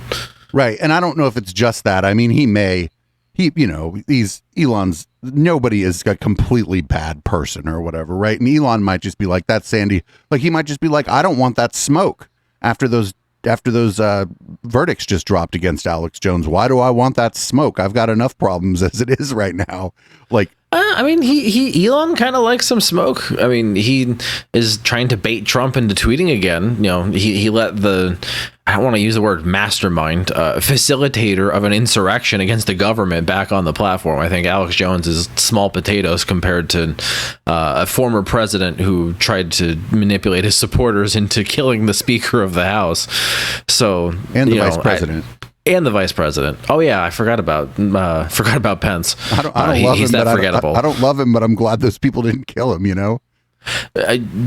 Yeah, I mean, it would have been poetic justice if it happened because he also has stoked the flames. But I'm not in favor of anybody storming the government to kill anybody in current times. That's generally a bad thing. Right. So, you know, all of that to say, I think Elon is more than okay with smoke. I think that was kind of a ploy for advertisers. I think they would have fleed at a much faster rate if someone like Alex Jones, who, like you said, had those massive verdicts come down against him, was immediately let back on. And that's kind of why he's slow walking a lot of awful personalities back on. I know like a couple of prominent white nationalists just came back in the last day or two while, you know, leftists are getting banned. So it's a gradual thing to kind of lull the advertisers into some perceived sense of security, when in reality, you know, half of them have left, and God knows what the other half are thinking right now. What I noticed too is that for a while it seemed like Elon wanted to be friends with like normal celebrities, right? He was dating Grimes, going to kind of parties. He shouldn't have been at that one with the Epstein, but like it seemed like he was trying to get into that normal celebrity like space, and and they don't. Those people actually don't like him. So now he wants to be friends with Ian Miles Chong or something instead, or like, you know. Yeah, let me hang out with Chaya Raichik, libs of TikTok, and a Singaporean right winger, and Ian Miles wrong. So, you know, it's funny. Like we talk about the IDW, and I think you touch on something really not talked about very much with Elon. He yearns for that Hollywood celebrity status. Like he has celebrity because he's the richest man in the world, not because of his personality or his opinions. Right? He's gotten to that position solely through brute force of his finances and all of the labor he's exploited to get there. And now that he's come to this position of prominence, and there's not unquestioning worship of his public presence, and there's a shit ton of pushback against him, that hurts, right? His wives, plural, have left him. Grimes went to go date a trans person in Bradley Manning, and one of Elon's children, I think, is actually trans. Or sorry, yeah, Chelsea. Freudian slip. Grimes and Chelsea Manning are dating now, which is awesome, just because of how much it pisses off Elon. And one of Elon's kids, I think, if I remember correctly, is trans and changed their last name to get rid of his name. Yeah, and this is all pushback on Elon's shitty personality, because I think he's a shitty person, generally speaking. So he's almost doing this as revenge. It's almost like, I'm going to take the one thing you enjoy, dunking me on Twitter, and ruin it, because you all say mean things about me, and I'm not this, respected Hollywood style personality like all of the other folks in the public sphere are. Right. It's just like he wanted to be like Tony Stark, who's not a real person, and it turns out that he's Howard Hughes, who was a real person. Yeah, he wants the adulation. I mean, I think this goes back to when you came on our stream, where we talked about what's the background of a lot of these people from the IDW, and a big component is failed celebrity, failed Hollywood aspirant. They wanted to be like Ben Shapiro, wanted to be a screenwriter and a singer, a theater kid, and now here he is. A lot of these people, and I think Elon absolutely is included in that. They wanted the adoration that comes with being a celebrity, and they lash out with all that they have when they don't get it. It just turns out Elon has a lot of money to push around to lash out in ways that are more harmful than what other people are capable of. So when he said he was going to buy Twitter, one of the things that I said is I was like, hey, I think he's going to use Twitter if he buys it. Because remember when he bought it, it was immediately he was trying to unbuy it because he paid 3 times what it was worth, because he's a brilliant business person. But I was like, he's going to use it the way he uses it now. He uses it to abuse and harass his critics and to manipulate the stock price of Tesla. But the problem is, after he bought it, he's, to some extent, maybe he is banning people that are his critics that we're not hearing about, but not any high profile critics, right? It's not like he's banned Cory Doctorow or Kara Swisher or Scott Galloway or, any of the sort of tech literati or whatever who but we don't know. Are there smaller accounts with 40,000 that are just all of a sudden locked out because they tweet about what's going on with him or with Tesla? And the problem is he is no longer going to be able to use it to manipulate Tesla stock, because the investor class is now they're not interested in him, and everything he does on there is actually probably doing harm to the value of Tesla as a company, at least on the stock market value of it. Yeah, I mean, I think you illustrated it perfectly. This is his MO, and it's gone unnoticed beneath the surface for all of the time until he bought Twitter. And now that people have a very public-facing example of how he runs all these businesses, Tesla, SpaceX, what have you, now people know how he actually does all of this, uses all of these things as platforms for personal branding, for monetary gain, and not actually for any genuine reason to help people or improve the planet. And that's, one, resulted in the Tesla stock price absolutely cratering, but two, like you said, he branded himself as this 5,000 IQ galaxy brain business person, and the Twitter executives, when he was trying to buy them out as kind of like a meme, they locked him into it. They said, all right, fucker, we're calling your bluff, 44 billion it is, let's go, pony up, give us the money, you're locked into this contract now, let's make it happen. And so Elon, not wanting to look the fool, bought the place, and now it turns out he might as well have just throwing that 44 billion into an incinerator because Twitter itself is on fire. So Tesla, like a Tesla, literally Twitter is burning like one of Elon's cars, just spontaneously combusted because of Elon's actions. So the smart like tech business people whose podcasts I listen to, they all say that he was terrified of a deposition, and that's why he went through with he was terrified of discovery and a deposition, because in a deposition you don't have an army of like weirdos in the comments defending you, right? Like, it's just you, your lawyer, maybe like some kind of mediator person, a camera, and the opposing lawyer, and they're asking you questions, and you are more or less obligated to answer those questions. And so I would love to see somebody redo that Simpsons meme where it's somebody jumping in the line of fire to protect Apu, weird nerds jumping in the line of fire to protect Elon Musk in a deposition, just making that meme in a actual like a conference room where he's being deposed. Jesus, I mean, that really makes you wonder, what does he not want people to hear about? I just don't think he wants to. I mean, he was going to be asked tough questions. It might not have been anything specific. It might have just been that there's fair. That, you know what I mean? Like, nobody's perfect. And a deposition could crack the facade if he answers things honestly in ways that are like contrary to what he's been saying publicly about his companies, about like what he's doing. Like, did you catch any of the Alex Jones deposition stuff? Like, Alex not being able to do what he does on his show during a deposition, it wrecked him. It absolutely wrecked him. And those depositions are probably why the judgments were so high. Yeah, because you're forced to be your genuine self. You can't play a character in a deposition. That's a pretty interesting thought I never really had with respect to Elon, and that I think only further underscores the brilliance of the Twitter board who forced him into that deal, because that's a catch-22 for Elon, right? If you don't want to do it, you get deposed and you get exposed as a fraud. You do it, you ruin the platform, you get exposed as a fraud, right? It's the same outcome either way, just the degree of destruction for everybody else is different, but for Elon, he was fucked either way, and that was only because his hubris and his desire to be adored and respected by people, and his apparent desire to read the Babylon Bee, all got him into this situation. And I mean, not for nothing too, like the culture at Twitter before he got there was like, you are among the engineers, particularly like engineers, like the professional jobs there, right? Network security analysts, the systems administrators. Part of your job was questioning your leadership if you thought that you had a better solution to a problem, or that the leadership was going the wrong direction.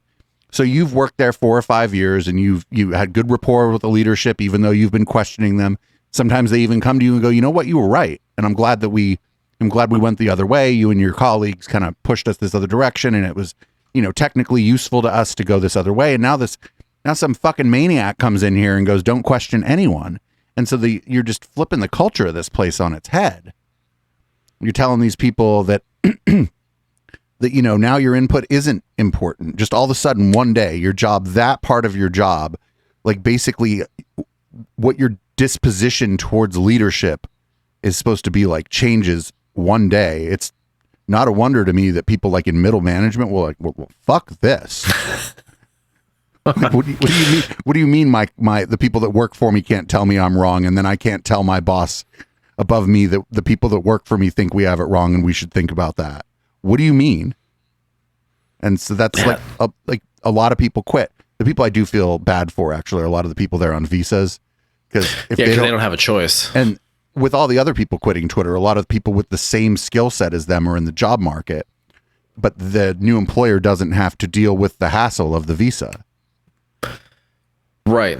Yeah. The people on the H-1B visas have hitched their chances at citizenship in this country to Twitter, because that's where they wind up getting jobs as engineers. The greater phenomenon that you describe in terms of like Elon's management style, that he essentially showed his ass like the moment he got in the door with that, where he was like, oh, I demand everybody to get their most 500 best 500 lines of code printed out for me to review, as if Elon understands anything about how fucking coding works.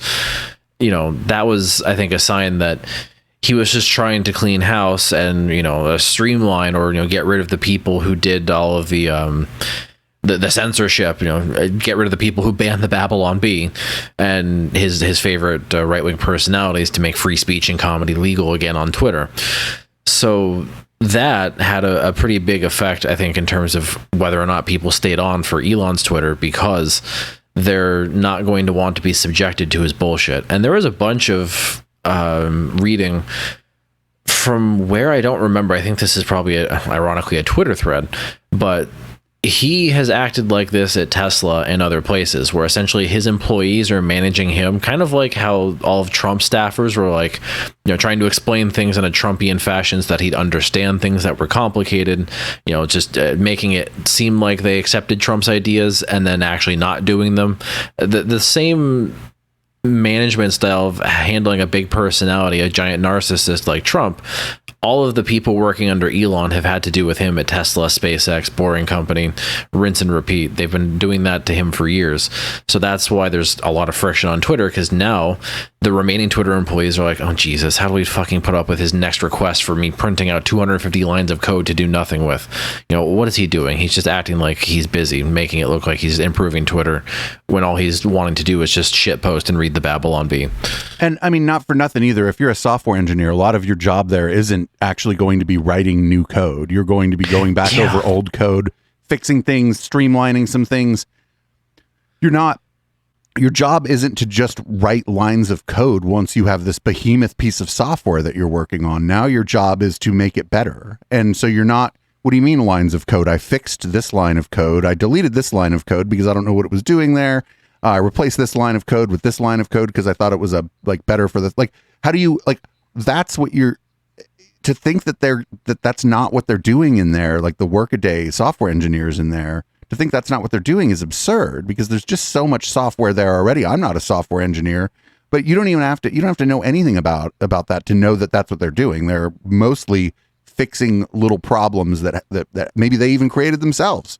Now they're better at their job, and they're like, what, I can actually go back and fix this that I did when I, 5 years ago or 4 years ago. I think I can do this better, more efficiently, make this more secure, that kind of stuff. And so those people aren't going to have this big printout of code to show people, but those are the people that's the stuff that was keeping it going and making it better on a daily basis, people improving upon what was there. There's just no way that everybody there was just spitting out all this new code all the time, because then all of a sudden the software would just be this absolute behemoth with duplicated work, and it just doesn't make sense. So give me your 250 best lines of code. I would write something else 250 lines of and present it to him. Yeah, and everything you just described, Elon has no knowledge of that, which is a depressing thought, but it further underscores how he doesn't understand how to run a business and run a private platform, like a social media platform like Twitter. But which goes back to kind of what Sam Harris was saying in terms of Elon's made some mistakes, and he's kind of unsure as to whether or not Elon is going to actually make it work. He kind of intimated that Elon's vast wealth might allow him to forcibly keep Twitter on life support for a while, before that eventually gets depleted, or he's no longer satisfied with the project, and allows somebody to help him recoup some of his losses and buy it from underneath him again, so he can continue being a shitheel somewhere else. But from Sam Harris's perspective, it's just okay, yeah, Elon is probably making Twitter less tolerable for you, but you were also making Twitter less tolerable for everybody else long before Elon showed up, dude. You're also part of the problem here, and don't frame this around, woe is me, my wife made me delete Twitter so I could eat turkey with the family. So we're going to skip actually to the last thing that I clipped, and this is something we've talked about when Sam Harris talks about conspiracism and conspiracy communities, is that he just doesn't understand them. And that's what this last clip of him is going to, I think, illustrate.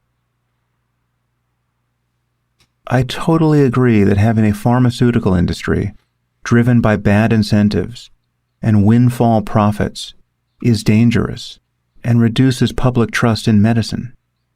I know that the lab leak hypothesis was always plausible and never racist. I bet that the risk-benefit calculation for the mRNA vaccines change, depending on a person's age and sex and other factors. And I've spoken about most of these things many times on this podcast. But the deeper point is that all of this confusion and institutional failure does not even slightly suggest that we'll be able to navigate the next public health emergency with everyone just, quote, doing their own research and tweeting links at each other. And this is where I've been at odds with many people in the alternative media space. Rather than work to improve our institutions and identify real experts, it's like we're witnessing the birth of a new religion of contrarianism and conspiracy thinking. New. This is all new, actually. Did you know that we're witnessing the birth of something new here? This conspiracism, this contrarianism for its own sake to become popular is new. Like the way he's talking about it is like what was he doing? Like after 9/11, oh, he was busy hating on Muslims. That's right. He didn't even see the like giant conspiracy movement forming like right in front of his own two eyes because he was busy like talking, like posting that meme about science flies you to the moon and religion flies the plane into a building. Like that's where he was at. While the 9/11 truth movement was like basically the first like incarnation of a modern conspiracy movement where there were communities being built around it. And like minor cult leaders and the networks of different cult leaders were connected by them going on each other's radio shows. And then YouTube popped up and that allowed these people to use each other's like following to increase their own. Like that never happened. He's like, we're witnessing a whole new thing here. Like, Jesus Christ, there's so much wrong with that clip. Like, yeah, okay, Sam, COVID-19 conspiracies were the first conspiracies ever, really? Like, most of this clip was another Brett Weinstein subtweet. Like, right. He's calling Brett, a cult leader. He's lumping him in. And while he's not wrong to some extent, like you said, Sam, you were the one doing that with being a giant Islamophobe when you first got an online presence. So again, you're part of the foundation upon which Brett stands. But also, like, it's funny that he points out he decries conspiracy theorism in the same minute, in the same breath as saying, like, oh yeah, the lab leak is totally fine, when all the scientists are like, what the fuck? Why do people still believe this? We ruled this out. We have evidence that rules it out. Stop being a weirdo lab leaker piece of shit. And Sam Harris cites that as the first thing. It's like, oh yeah, it's totally viable. But, that's good faith debate. Everything else is conspiracy. Like, the thing you just called good faith debate is a conspiracy. You can't proclaim that, science is awesome and we should use it and not form, religious cult followings, because he has to recite all of these things through a religious lens because that's his shtick. You can't in one breath say, cool, let's do science. Vaccines are fine. I like them. I get them. And on the other hand, say, oh yeah, lab leak is totally possible. Like at this point in time, Sam, no, it's fucking not. And you're just so lost in the sauce. You have no perspective to hear how stupid you sound.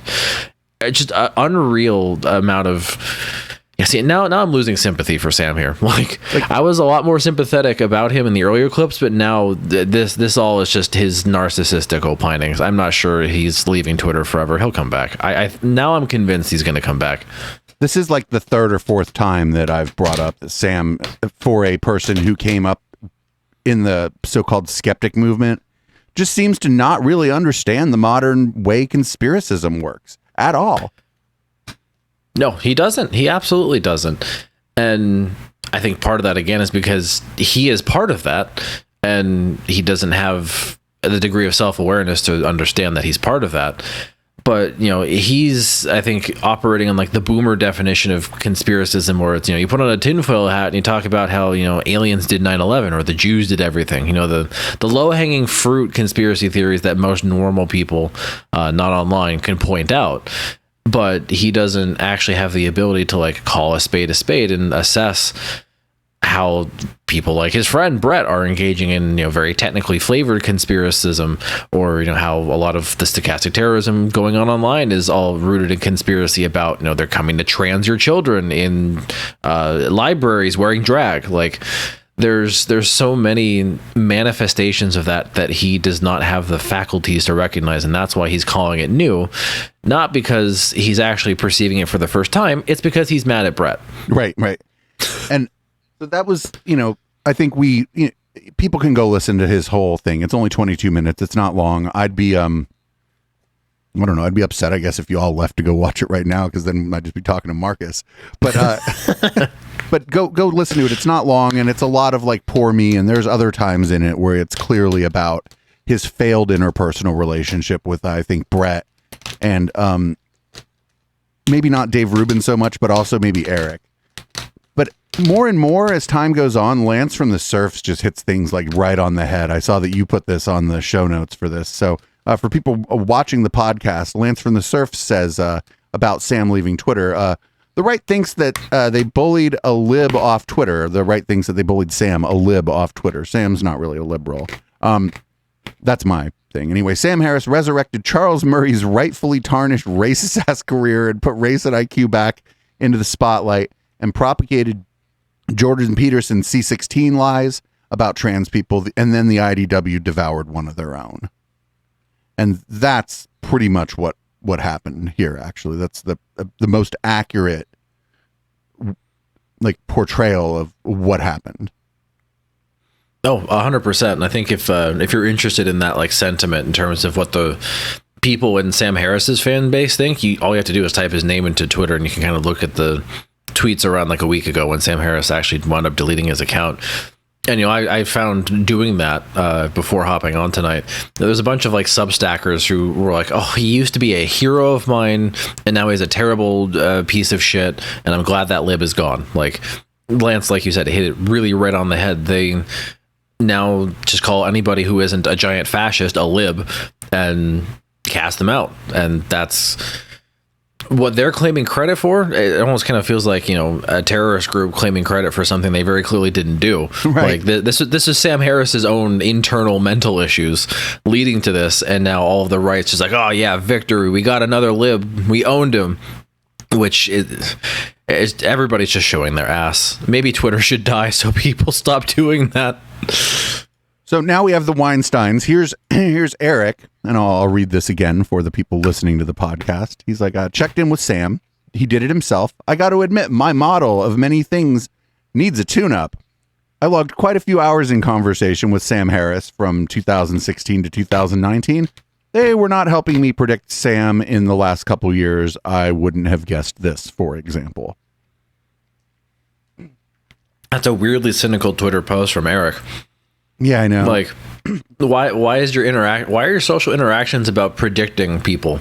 Like, can't you just interact with people? Be normal, man. Like, I don't know if y'all hung out in real life, but why is this about trying to have some sort of mystical understanding of Sam? Maybe he was just fucking sick of Twitter. I don't know. And maybe it's not that complicated. Eric, stop turning this into some sort of giant philosophy quest. The man just deleted his Twitter account or deactivated it for now.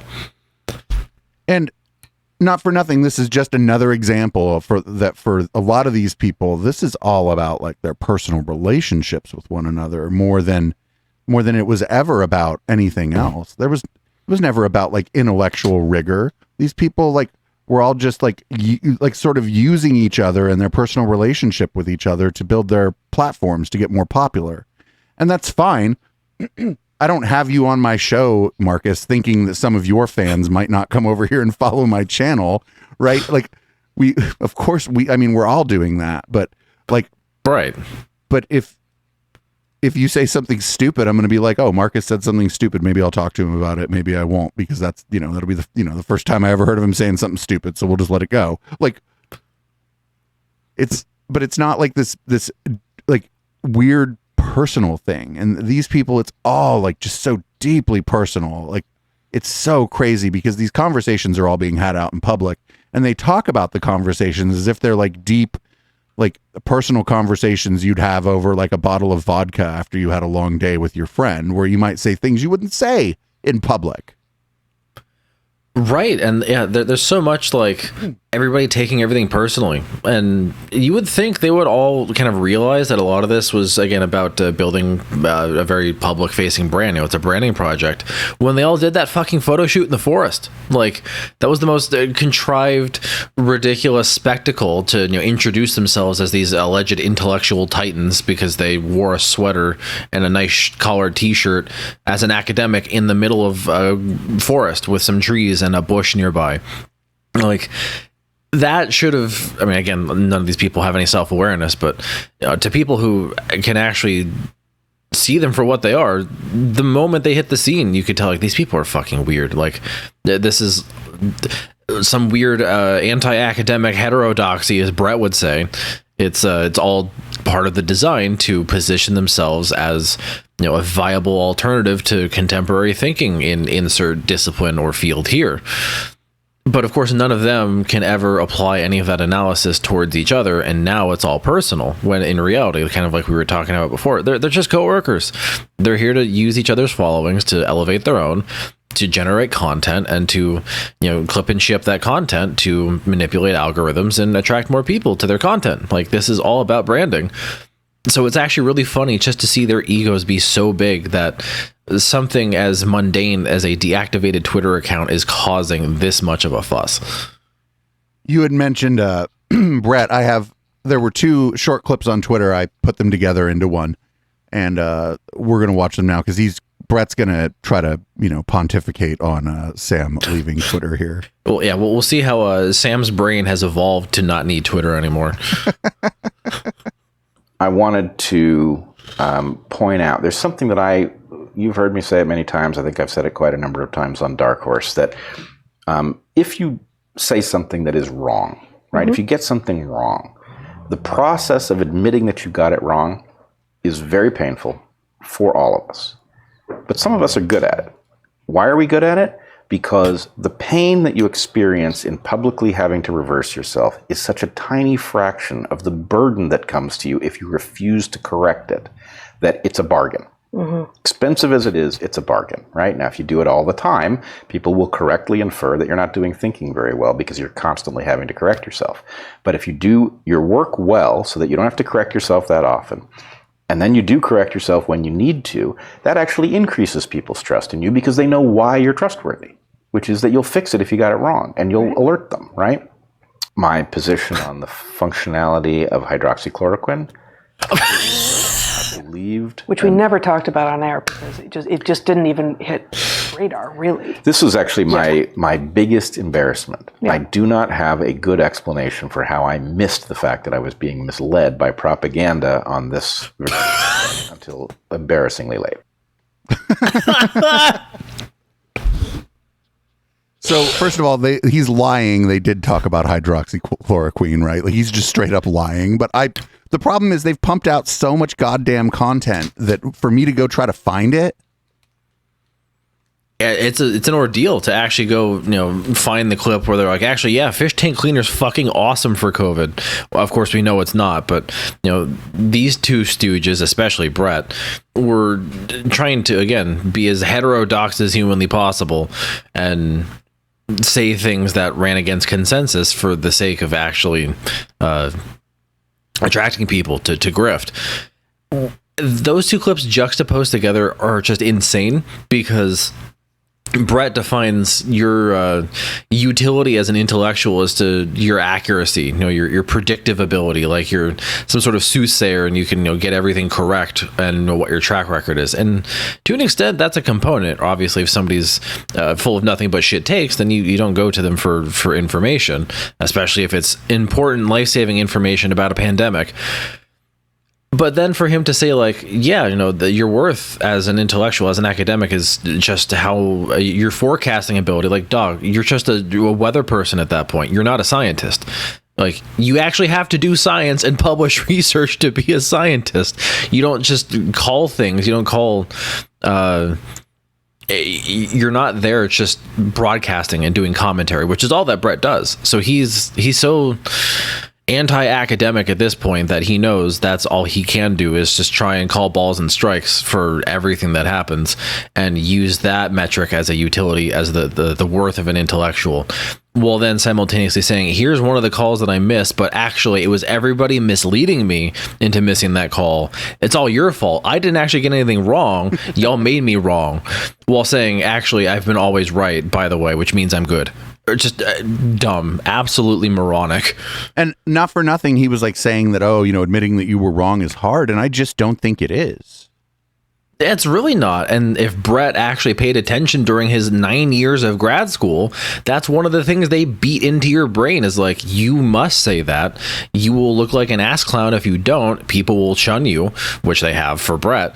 And it's not that difficult to be like, okay, yeah, I was wrong about this. Let's not, do that set of experiments. Let's not follow that rabbit hole anymore because we're wrong about how, this aspect of biology is working. And when you actually look at actual academics, there was actually I don't know what the word to describe this was. A bunch of the people on COVID Twitter had kind of that reflection moment where they were like, oh, it's the 3-year anniversary of COVID. Like, let's kind of look back on some of the shit we got right and some of the shit we got wrong. And then the actual academics were like, yeah, here's what I got wrong. Here's why I was wrong. And here's how things change because this is how it actually works. A lot of the actual genuine academics were like, yeah, this is just a fucking half a tweet worth of characters. But yeah, I was wrong about this. Hell, I'll tell you, I was wrong about the very first Omicron. I thought it was going to be a lot more murderous than it was, and it still killed a lot of people, but I was way off on the fucking scope of that one. That took me 2 seconds. Like, that took me literally 2 seconds. That's not an indictment of my character. I was just wrong. That's it. That's literally it. And Brett can't do that because he's staked his online persona on being right all the time. So we're going to kind of switch gears a little bit for the last couple minutes of the podcast portion of the show to just kind of talk about how a few of our favorite characters and maybe some of the Elon hangers on are behaving. Here's Jordan Peterson since his account got reinstated. Just tweeting like he doesn't have anything else to do. And like he's, I don't know, possibly intoxicated in some way, shape, or form. The apple cider, Dave. He had another glass of apple cider with too many sulfites. He's up for 40 days tweeting nonstop. Like, what other explanation is there, man? Him and James Lindsay. James Lindsay also just got reinstated. I think in a couple weeks since James Lindsay's been back, he's tweeted like 1,700 times or something. Like, it's insane. Like, you have nothing to do but tweet. Get a life. Get a fucking life, man. And the fun thing that happened, actually, did you see Nexium trending today? And it was trending because James Lindsay was like cozied up to one of their top I guess one of the people that was recruiting young women into some people believe young girls, people under the age of 18, into Nexium, and there he was with a picture with her. I would show up at an event that she showed up at, but if I was on a panel with her, I'd probably get kicked the fuck off the panel because I would go after her. Oh yeah, and that was Matt Binder who actually screenshotted the pre-James Lindsay suspension tweet where that woman, what the fuck is her name? Nikki Klein, the sex trafficker and cult ringleader, said, I taught James Lindsay everything he knows, and James is like, he liked it or some shit, so they know each other. But Matt Binder screenshotted that. Now that James Lindsay's back, they're just doing what they do with Elon and the Ghislaine Maxwell picture, and just reply to all of his tweets with that screenshot. And James Lindsay probably got that trending because he's trying to get people to report any reply with that picture in it. Right, and he's like begging. There was a tweet where he was like begging Elon to like make that spam, to say that this is spam, and to like make it like verboten or whatever on Twitter.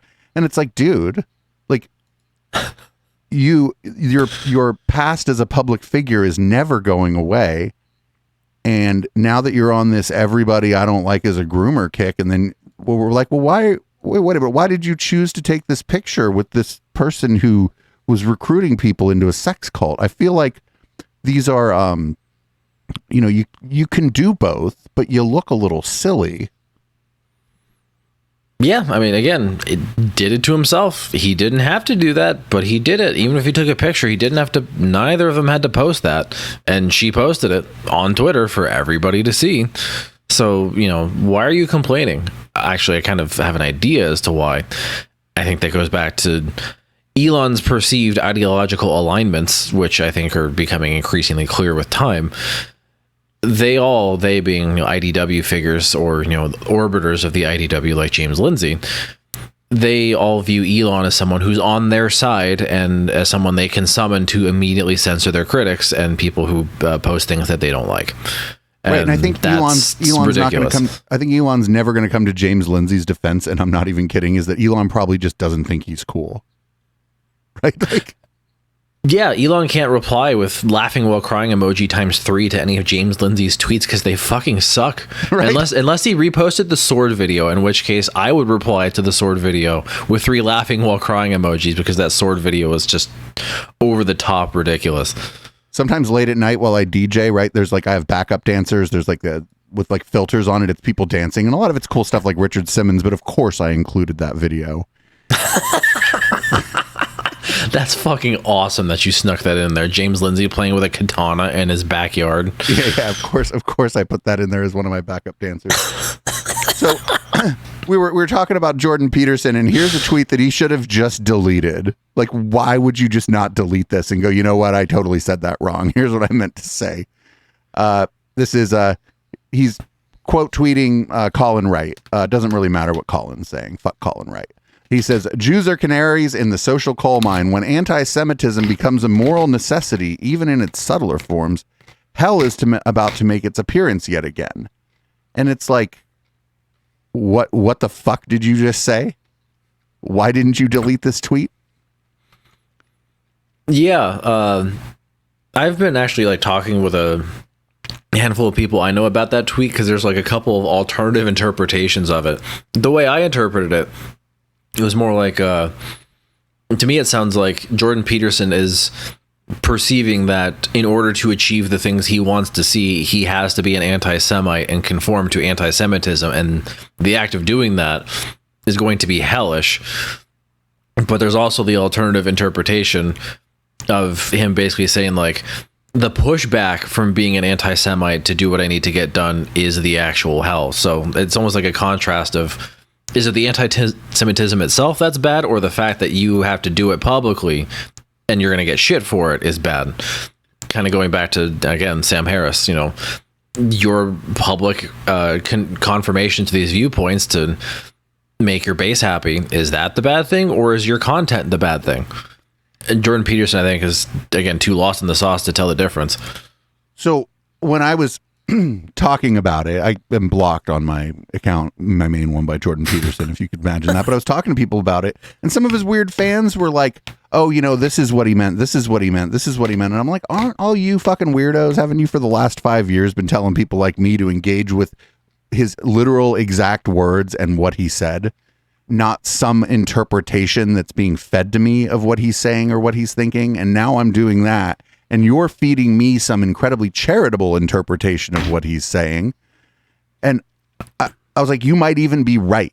He may have meant to say, when enough people start to believe that anti-Semitism is a moral necessity, that all hell breaks loose or whatever it is. And I would grant him, he's been friendly with anti-Semites, but he doesn't JQ. He just doesn't do it. It's just not in his repertoire of things that he does. He's done very mild Holocaust denial, but he's just saying it's okay to question it, which I think is bad. It's like, but it's not. I don't think that he wrote that believing that anti-Semitism is a moral necessity, but that's what he wrote. And I'm just telling those weird nerds have been telling me for a very long time that I need to engage with exactly what he's saying.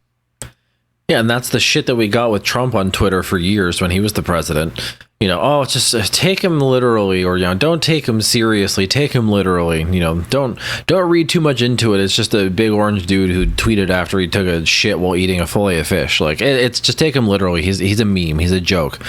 But when people like Jordan Peterson just outright say, like, yeah, anti-Semitism is going to be a moral necessity in the coming days, what are you supposed to do? How are you supposed to interpret that? And it's it's wild to watch the mental gymnastics of the weirdo stands of Jordan Peterson to justify everything you just said, trying to convince people to believe a more charitable interpretation.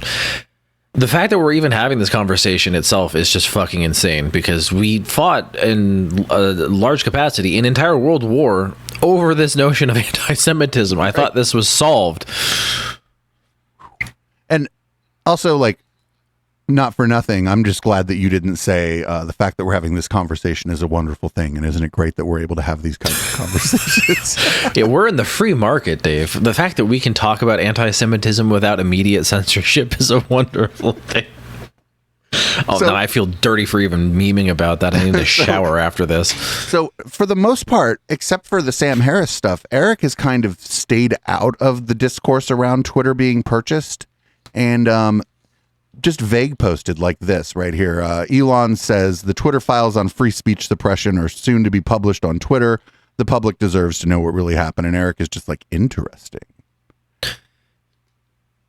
Yeah, Eric, why are you casting your fucking hat into this, dude? Like, if you knew what was good for your brand, you'd stay away from that. Like, I'm sure Eric's probably talked about, censorship and free speech online in his content before, but like, we don't necessarily know Eric as, the brave free speech absolutionist. Like, that's not really his brand. So why are you sullying what you have left of your brand with this shit? Because you're only going to make yourself worse off for doing it. Yeah, in fact, Eric, I would suggest, isn't a free speech absolutist. He's never said he is. He's the one IDW person who is just basically on the record saying that people who don't agree with him should probably shut the fuck up. Hey, that's a more respectable position, honestly. If he's just saying like, yeah, you're dumb, shut up. Okay, cool. That's just your opinion, and we can all have our opinions and throw them at each other like shit. But, that's not, you disagree with me, so you're banned, or I'm going to suspend you or send you to the fucking Shadow Realm. Like, Jesus Christ. I think it's more just trying to grift off of the weirdo Elon nerds who are always in Elon's replies. And when you quote tweet him, you get some of those gravitating towards your account. So less Eric actually finding anything interesting about it and more just trying to get more Elon fans in his following. Well, or so he can, like, after the fact say, when I quote tweeted this, I was thinking this thing. I was being very thoughtful, right? He's gonna do it like after the fact. He's gonna be like, well, this is exactly what I thought was going on, but I didn't say it at the time because, I don't know. I didn't want to give up the game. I didn't want anybody to censor me while I revealed the extent of free speech suppression online. I knew this all along, actually. That's just, now we're getting into QAnon territory, dude. Like, straight up, yeah, everybody was absolutely in on this giant plot from the people who control the media to censor people on Twitter. Like, he's a stone's throw away from bringing out those dog whistles if he actually does what you described.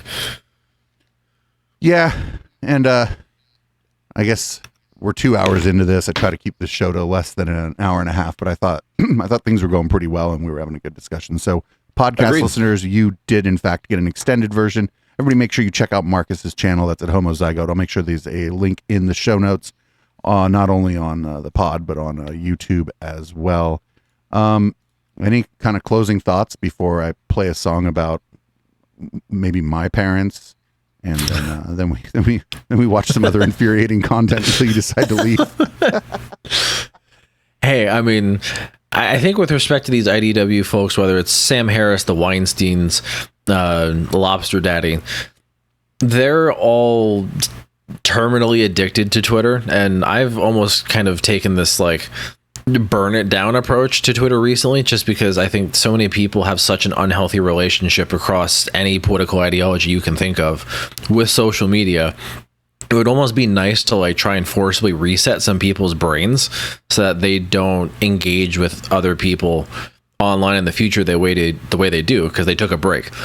So that's why I was kind of trying to be more charitable towards Sam Harris. Maybe he kind of perceives some of the things that I've been seeing in terms of how people don't know how to fucking be online. At least from my perspective, a lot of those people are in academia and they're not used to being online. So when someone says one mean thing, they piss, shit, and cry and run away. But for someone like Sam, it's different because that's been his entire brand as being online. So I thought it was initially a little refreshing for him to be like, yeah, I don't want to be here. It makes me hate people. I don't like that.